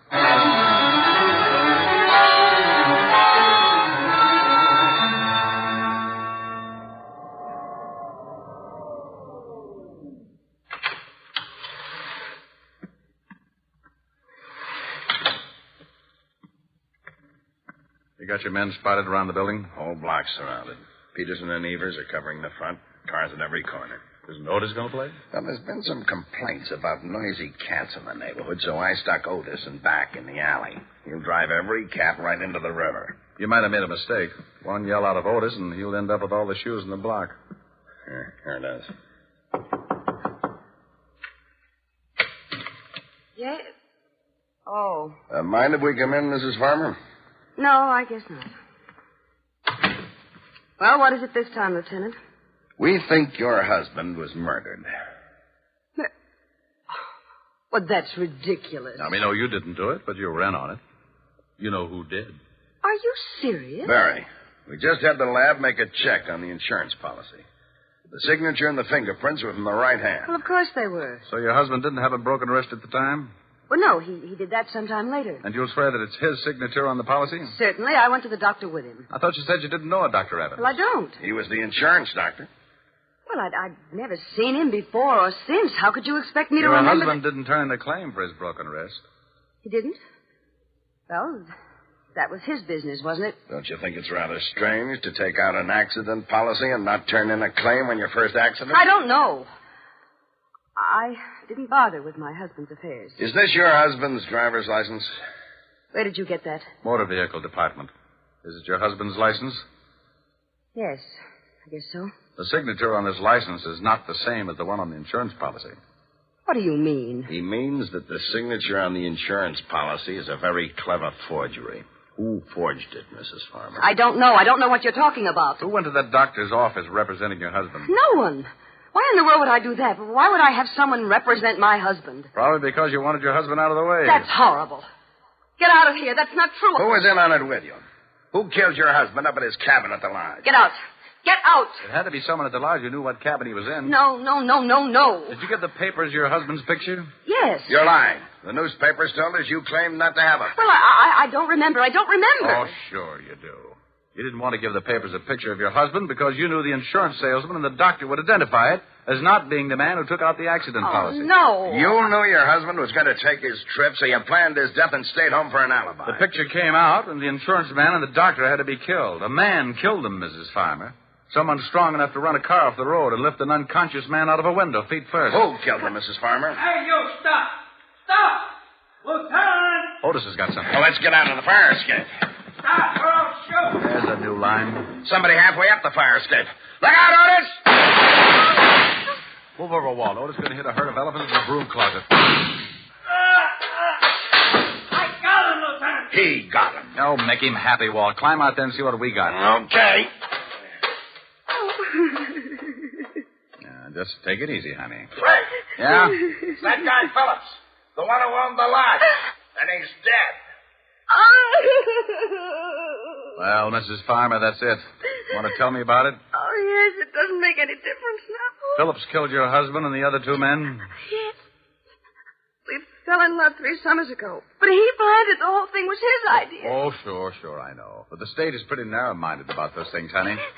Guy like that gets ideas and gets dead for it.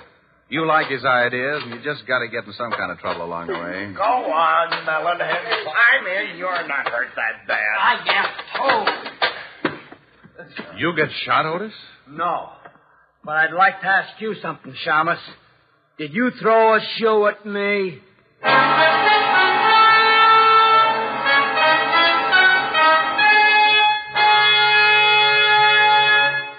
Again, here's your Rexall family druggist.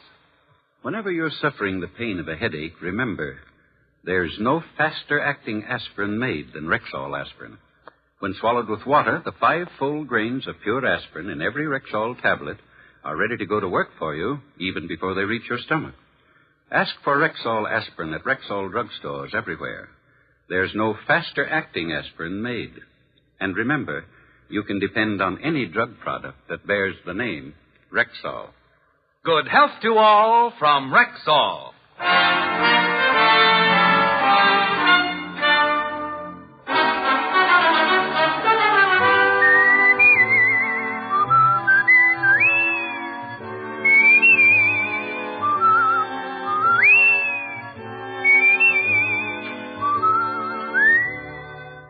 Richard Diamond, Private Detective, stars Dick Powell in the title role and is written by Blake Edwards, with music composed and conducted by Frank Worth. Featured in tonight's cast were Virginia Gregg, Ted DeCorsia, Wilms Herbert, Wally Mayer, Joan Banks, and Bill Boucher. Richard Diamond, Private Detective, is transcribed in Hollywood by Jaime de Valle.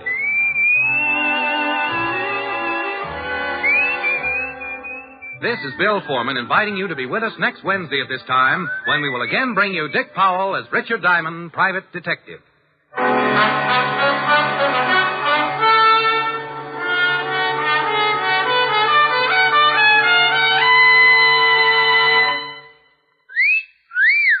Hiya, beautiful. Get lost, Bristlepuss.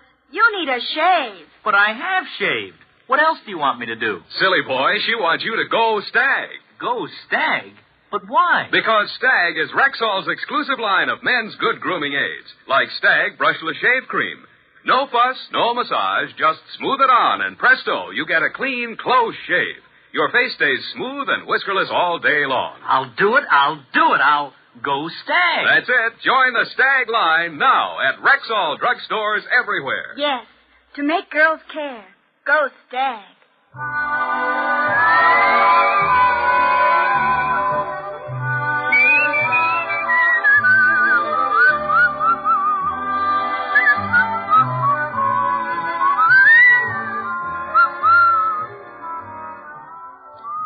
Wednesdays this fall, hear Groucho, Gildy, and the Halls of Ivy on NBC.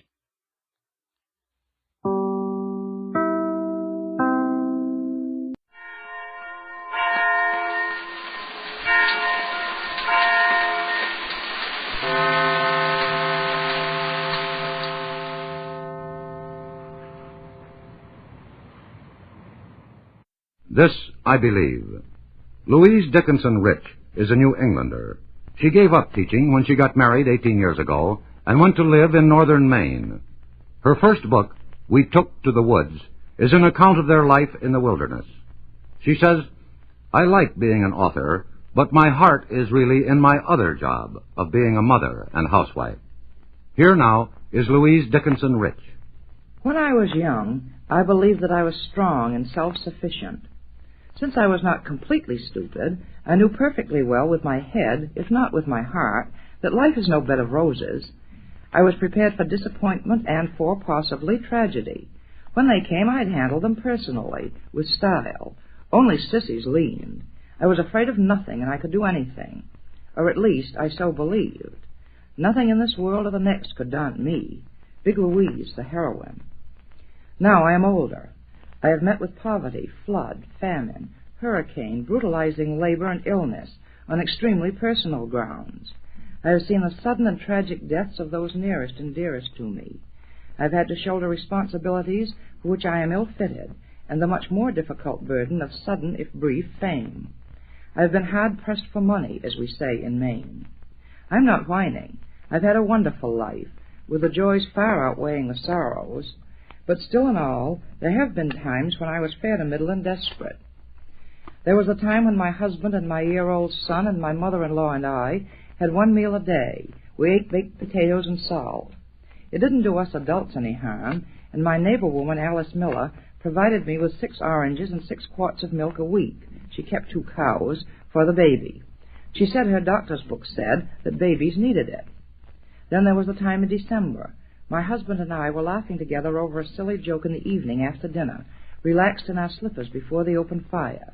We'd spent the day snugging down the cabin for winter, and we felt good, knowing that there were 40 miles of lake and impossible road between us and the nearest settlement. We were having fun. Louise, you gorgeous fool, he said, and died. I don't know how I could possibly have survived that, because, you see, I loved him from the bottom of my heart, if it hadn't been for my other neighbor, Alice Parsons. She came and sat with me, not saying a word, just with infinite wisdom being there, all through the awful formalities of the coroner and the sheriff, who must investigate in Maine any case of sudden death. There was a time after that when I owed a lot of money to a lot of people, I'm sorry to say. I went to the butcher and the baker and the candlestick maker and told them that I couldn't pay them now, but if they'd give me a breathing space, I'd clear the books and, of course, pay interest. They all gave me the same answer. Mrs. Rich, I'm sorry to hear about your trouble. Ralph was a good man. We'll miss him a lot.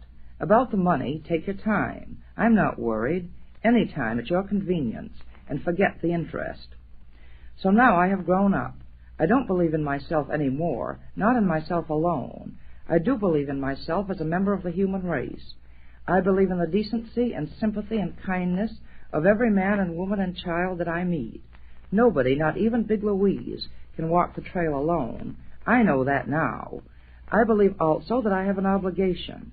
Whenever I see one of my brothers or sisters in trouble, a car off the road, the need of a cup of tea in my shabby living room by the elderly lady down the road who is lonesome, I am privileged to have the opportunity to repay, in a small measure, my debt. I don't know about God. He's too big for me to understand. But I have seen his visage reflected in the faces of the people who have helped me through my hard times. I hope to live so that someday someone will say, Louise Rich? Oh, sure, I know her. She isn't so bad. She's human. I believe in humanity. That was Louise Dickinson Rich. Since the death of her husband, she and her 2 children moved from the woods of Maine to Bridgewater, Massachusetts. Her latest book is entitled Only Paris. Mr. District Attorney, champion of the people, defender of truth, guardian of our fundamental rights to life, liberty, and the pursuit of happiness. And it shall be my duty as District Attorney not only to prosecute to the limit of the law all persons accused of crimes perpetrated within this county, but to defend with equal vigor the rights and privileges of all its citizens. The case of deadly devotion. You have no idea how these old phonograph records take me back, Mr. St. Charles. Look, here's Dardanella, remember? You select whatever you want to hear, Mrs. Post. The other club members will enjoy it, I know. Honestly, I don't know when I've enjoyed myself so. Oh, here's the 2 black crows, my. You do like it here, then? I mean at the Devotion Club? Like it? Why, Mr. St. Charles... Harry, please. What? Oh, thank you. Do I enjoy it? For I think what you're doing here is simply wonderful. I hope so. People our age, people in the flush of life, you might say, have a difficult time making new friends. We don't here, I'll say that. I'm glad you feel that way. You especially, Laura. The moment you came into my office, Is something wrong? Oh, I'm sorry, but that man seems to be beckoning to you. There, that one near the door. Near the door? Oh. Oh, yes, I see. Do you know him? He doesn't look like one of the members. What?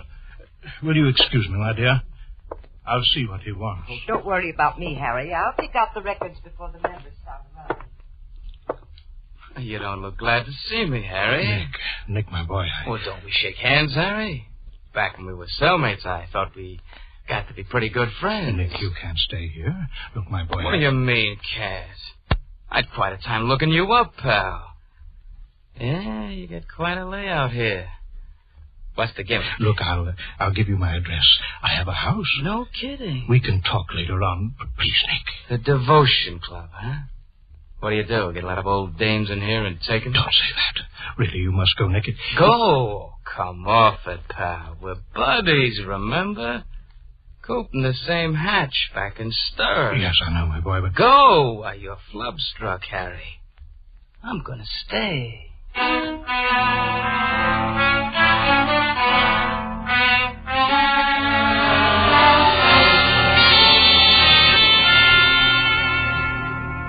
I picked that information request out of the file, Chief, the one from St. Louis. Oh, which one was that, Harrington? A young punk named Oliver. Oh. Nick Oliver. Oh, I saw that when it came through. He was released from prison out there, wasn't he? That's right, Miss Miller. And from looking at his record, he's on his way back. St. Louis thinks he's here in town? That's the tip they got, Chief. Mm-hmm.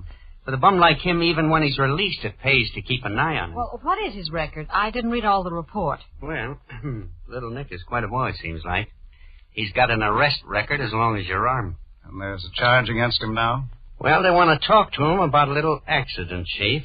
Seems the day he got out, a pal of his turned up with a hole in his head. What? That's right. Then it turns out the dead guy ratted on Nick in the first place. It was his testimony that sent him up. They didn't pick him up? No, it happened in a little town outside of St. Louis, Chief. By the time the local boys notified the city, Nick was on his way. And they think he's here. Yeah, looks that way. I've been doing a little checking up on him this morning. Oh, any luck? No, it's a little early, Chief. They're sending us his prison record, personnel report, all that. If he's got some pals in town, chances are he'll look him up. Well, let's hope so. The St. Louis authorities have helped us a great deal in the past. I'd like to return the favor. Oh, I'll find him, Chief. Bums like that always go in a pattern. Well, how do you mean? Well, that's one way you find a guy, Miss Miller. You study his habits. Find out what kind of bars he hung around in, what kind of people. Uh-huh. Get a line on him. You know, what kind of dames he goes for, whether he likes sports, drives a car, his clothes, anything. Yes, the personnel report should contain most of that. Sure, then as soon as we know what kind of a guy he is, we pass the word along to places where he might show up. And then wait for a tip. Tips help. Isn't it strange criminals are so willing to turn each other in? Well, it really isn't strange, Miss Miller. It's part of the criminal nature. Fear. That's right. And when he turns a pal in, he feels safer for a little while. You'd think they'd realize that someday they all get caught. Yes, they do. That's the basis of the fear. Take this man Harrington's trying to find. Nick Oliver? Yes. Wherever he is right now, he's afraid. And why? Because he knows that sooner or later we'll get him. And we will.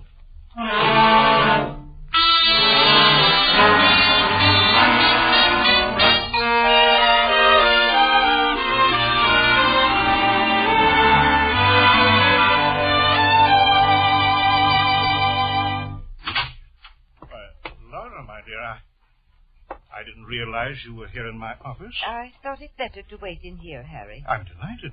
Have you been waiting long? There isn't much here to amuse you, I'm afraid. It's quite all right. I was reading an article in this week's Collier's. Oh? It's most entertaining, about Mr. District Attorney. You know, the radio program. I'll have to read it. Sit down, my dear. No, thank you. You seem so formal, Laura. Is anything wrong? Yes, Harry, a great deal. I don't understand. I thought the dance last night was most enjoyable. Who is that man, Harry? Man? I think you're evading me. I mean Mr. Oliver. Nick? Why, he's an old friend, Laura. I told you that. He's been here a week, Harry. Have you any idea how much the club has changed in that short time? Changed? In what way? Good heavens, are you blind? Do you realize that man encouraged the members to gamble? Yes, and to drink. Now, Laura. Oh, you needn't put your arm around me, Harry. I'm disgusted. I wrote my sister about it last night. Now, Laura, listen to me. Perhaps you're right. Perhaps. When that nice Mrs. Webster lost $43 playing dice. As I say, Nick is impetuous. I shouldn't have permitted him to stay. Oh, he's a very bad young man, in spite of that smile of his. I tell you, Harry, this has changed my opinion of everything. Including us?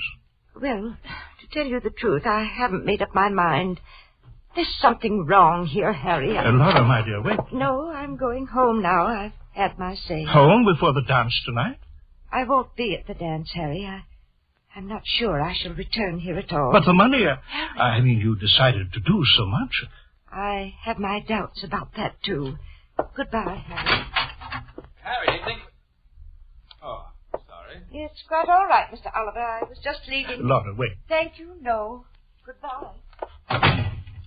What's eating the old bag? You fool, you blundering idiotic. Oh, no, I'm wrong. I'm the fool, not you. What's the trouble, pal? She looked pretty steamed up. I was crazy to let you stay crazy. Now, wait back on that again. I told you, Harry, ain't got much choice. I was getting along so well. Yeah, well, now you're doing even better. And you can stop yakking about getting rid of me, Harry. Or do I tell these old crows where you and me met? Dice tables, liquor in the punch, shakedowns. In heaven's name, Nick, what are you trying to pull? Oh, I need plenty, pal. This is as good as any joint to get it from. But I don't operate that way. I told you I play it slow. Well, that's too bad. I play it fast. What was her name? What? The dame in the uproar just now. It was Mrs. Post. Laura Post. Yeah, well, she can take the... Wait a minute. Is that the one? The one what? The dame you were building up for the big one. Sure it was. I remember the name. She has $20,000 in convertible bonds. She's got what? I've worked on her for 3 months personally. And now it's all for nothing. She was going to kick in 20 grand? She was, even if I had to marry her. Where'd she go? Home? I imagine so. She's washed up, though. You and your quick scheme scared her off. Where does she live, Harry? Never mind. Get it from my membership. You stay away from her. You think you could change her mind, you? Change it? You're why she pulled out. It's a wash-up, I tell you. You know, you convoys give me a pain. 20 grand and you quit like a spoiled kid. I know when a score is cold, Nick. Yeah, well, I know when it's hot. 20 G's, Harry, my boy. That's plenty hot. Now, where are you going? Calling. What? You heard me. I'm calling on Mrs. Post.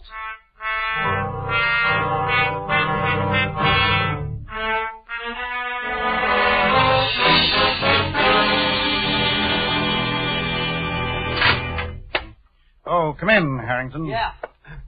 I didn't want to bust in, Chief. That's quite all right. I just thought I'd bring you up to date on Nick Oliver. Oh, the one they want in St. Louis? That's my boy. Oh, I got a pile of dope on him. Brother, he's something. Yes? Yeah, he started out when he was 13 years old. He stuck up a gas station, and when the attendant was slow with the money, little Nick hit him with a hammer. No. Oh, yeah, that's only the beginning, Miss Miller. The bum's record runs 6 full pages. Any idea where he is now? No, not yet, Chief, but I got a good lead. Yes, what is it? Well, a punk that looks like him hit town about a week ago. In by bus from over the state line. Do you think it's Nick? Well, maybe, but I know this, Miss Miller.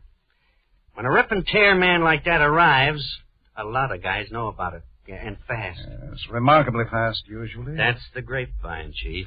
And today they're saying there's a baby-faced guy like Nick in town.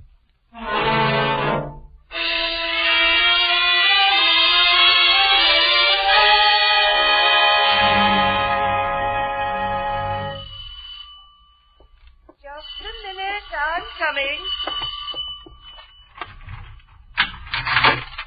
Yes, just a moment. I'll turn on the porch light. No need for that. I could see okay. Now, see here. Just what... Oh, it's you. I got to talk to you, Mrs. Post. It's about something that happened at the club. The devotion club? Uh-huh. I don't want to hear about it. Let's sit down. How about in here? Now, see here. I've said I don't want to discuss anything. Why, I was getting ready for bed. Now, this is important, Mrs. Post. It's for your own good. For my own good? Whatever do you mean? You and Harry? I beg your pardon? I told you it was important. Go on. Sit right down and relax. Come to the point, please. That's fair enough. Harry tells me you've got $20,000 laying around. What do you want, Mr. Oliver, isn't it? Nick's enough. And I want to tip you off, Mrs. Post. It's just a friendly gesture. I think perhaps you'd better leave. I'm playing straight with you. You take the dough and put it in a big, strong bank. You understand? I'm sorry. I think all this is, well, to say the least, Mr. Oliver, none of your concern. You're sure hard to convince. Look, will you promise me one thing? Hardly. Yeah, well, first thing in the morning, take the dough and put it in a bank. I never heard of anything like this in my life. Is that too much to ask? Put it in a bank? Very well. Suppose I promise you. Now will you go? Be more definite. You'll put it in tomorrow? Yes. Now will you please leave my house? That's funny. And Harry said I wasn't smooth. That's a laugh. Well, what do you mean? Kid, you just told me the one thing I wanted to know. What? I had to be sure that dough's here, didn't I? I'll get it up. Get it up? Come on. Let's not waste time. Where do you keep it? You get out of here. For yours the reason I'm a busy man, baby. Get the dough.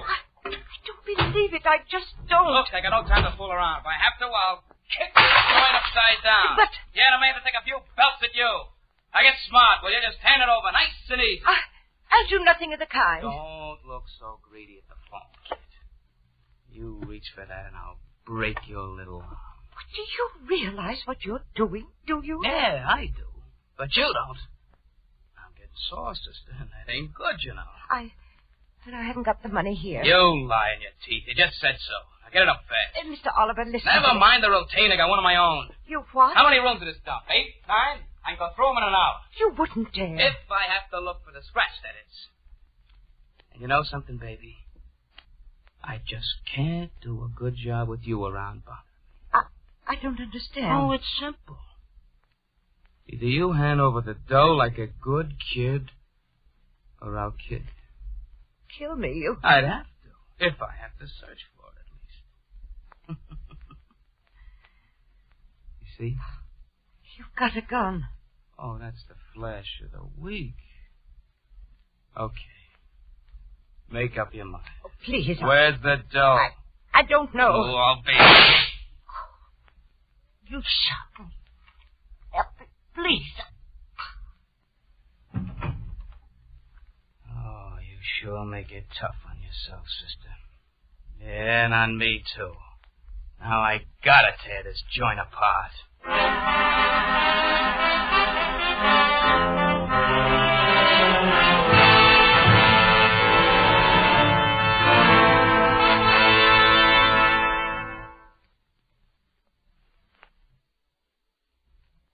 Oh, boy, there's enough reporters out in that yard to cover a World Series. Well, I don't wonder, Harrington. Mrs. Post is very prominent in this city. Yes, we're about ready to add up, Harrington. Yeah? Has Dr. Colgan finished? Yes, just about, Chief. He fixes the time of death is between 9 and 11 last night. That's right. Shot once at about 2 feet away. What about the doors and windows? Did Brophy check? Just finished, Chief. Every one of them closed and locked from the inside. How about inventory, Miss Miller? Well, I've been trying to get somewhere on that. Her nearest relative is a sister, but she lives in Chicago. Yes, well, perhaps one of the neighbors can estimate what's missing for us. You know, Chief, there's one thing I don't like about this. Yes, what's that? Well, when the grocery kid discovered something was wrong this morning and called the patrolman... Yes? It looked like a nice, neat case of robbery. And? I mean, everything's just like we've seen it many times before. The house all ransacked and the dame dead. Yes, that's the impression, at least. She probably resisted, and the burglar got panicky and shot. Except for one thing. What's that? Well, just look around, Miss Miller. There's her purse with $10 still in it. There's a gold lighter on the table. Upstairs there's a hunk of jewelry on her dresser. Yes, I saw that, too. Say, take a look at that purse, Miss Miller. All right. This was a burglary.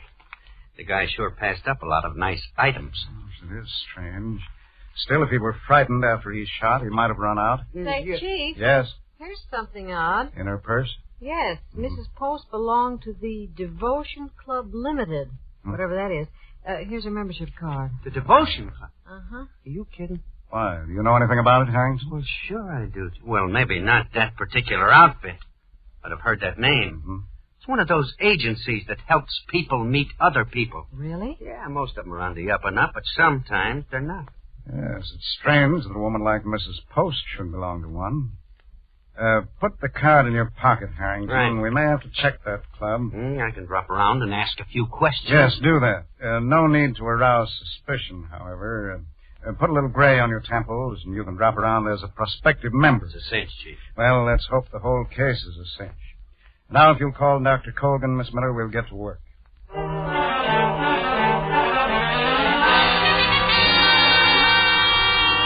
I hope I've made everything clear, Mr. Harrison, was it? Yeah, that's right, Mr. St. Charles. You see, we don't take just anyone into our membership here. Only those we know to be sincere. Oh, I'm sincere, all right. I've been wanting to meet people for a long time. I see. You dance, do you? No, just a little. Back home I never had much time for it. And that was where, did you say? Oh, I had a cattle ranch out west. Did you indeed? Yeah, I had 7,000 head at one time. Then when I made my pile, well, I just quit. Well, that was sensible, Mr. Harrison. We all work too hard in this life. Wear ourselves out. You can say that again. From now on, Mr. St. Charles, I'm just going to spend my money and enjoy myself. I don't blame you.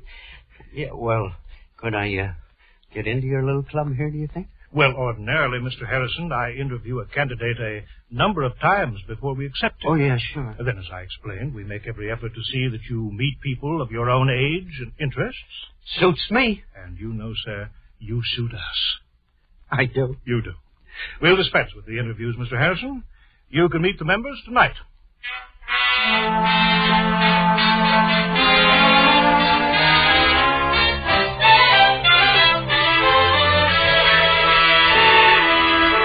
I've listed everything the neighbors mentioned, Chief. Do you know not one thing's been taken from this house? Well, it's difficult to understand, Miss Miller. Unless, of course, Mrs. Post kept a great deal of money someplace here on the premises. Yes. The neighbors would hardly know if it were missing or not. Well, her sister might. I've got Dorothy back at the office trying to get through to her in Chicago. Yes, that'll help. And perhaps Harrington will have some luck, too. Is he still out? I guess so. He hasn't called back. Mm-hmm. He was going over to that club to see what he could find. That's the door. Yes, it's the mailman, I think. Do you want me to see? Yes, will you? Okay. Oh, thank you. I was right, Chief. Here's a magazine and one letter. Oh? It's postmarked, let's see, Chicago. It's a woman's handwriting, too, Chief, probably from her sister. Here, may I look at it? Of course. Well, I think I'll open it, Miss Miller. Under the circumstances, I can take the responsibility. Oh, sure, Chief. Anything to help. I'll keep going on this inventory. Right. Well, I'll be... Say, Miss Miller. Yes? This letter is remarkable. It may be just what we need.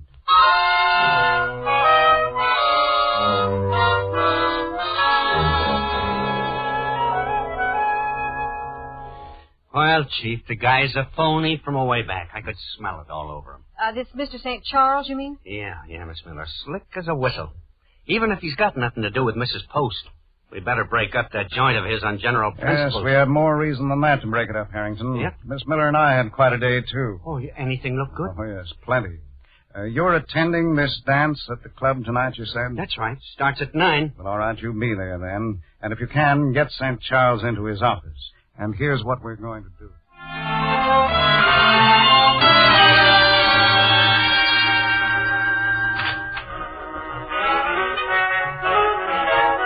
I'm sorry, I'm busy.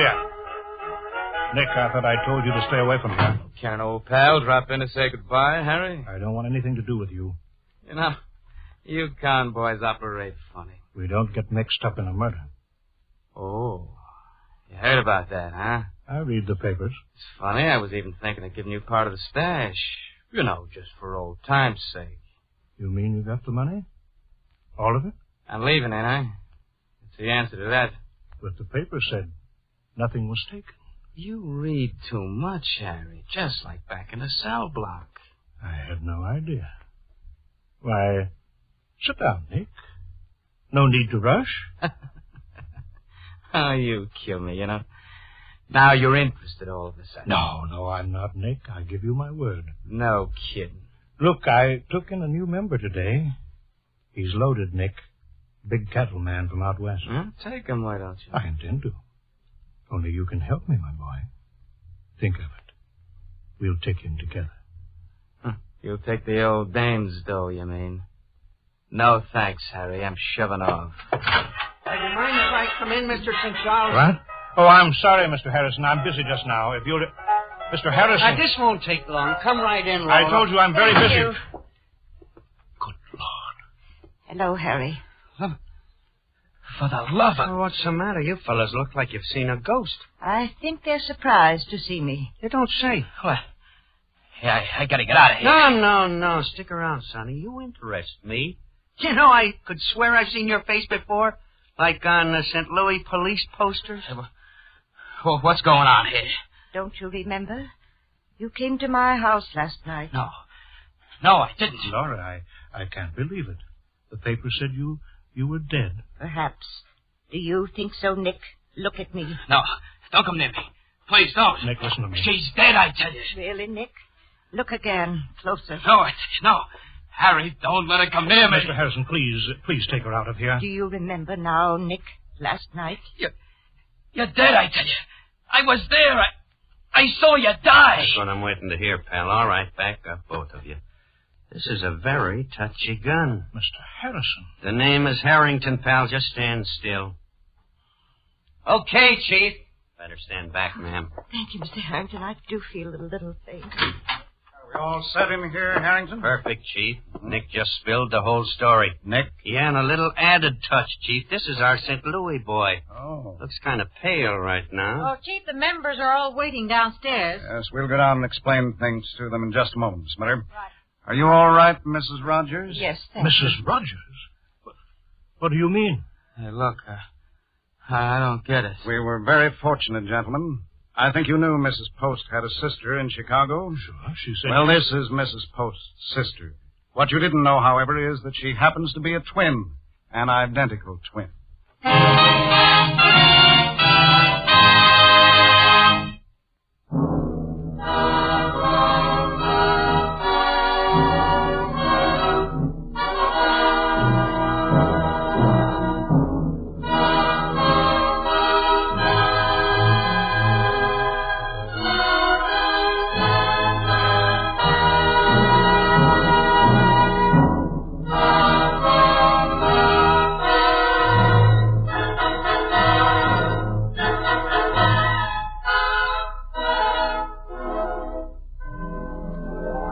Mr. District Attorney comes to you through the worldwide facilities of the United States Armed Forces Radio Service.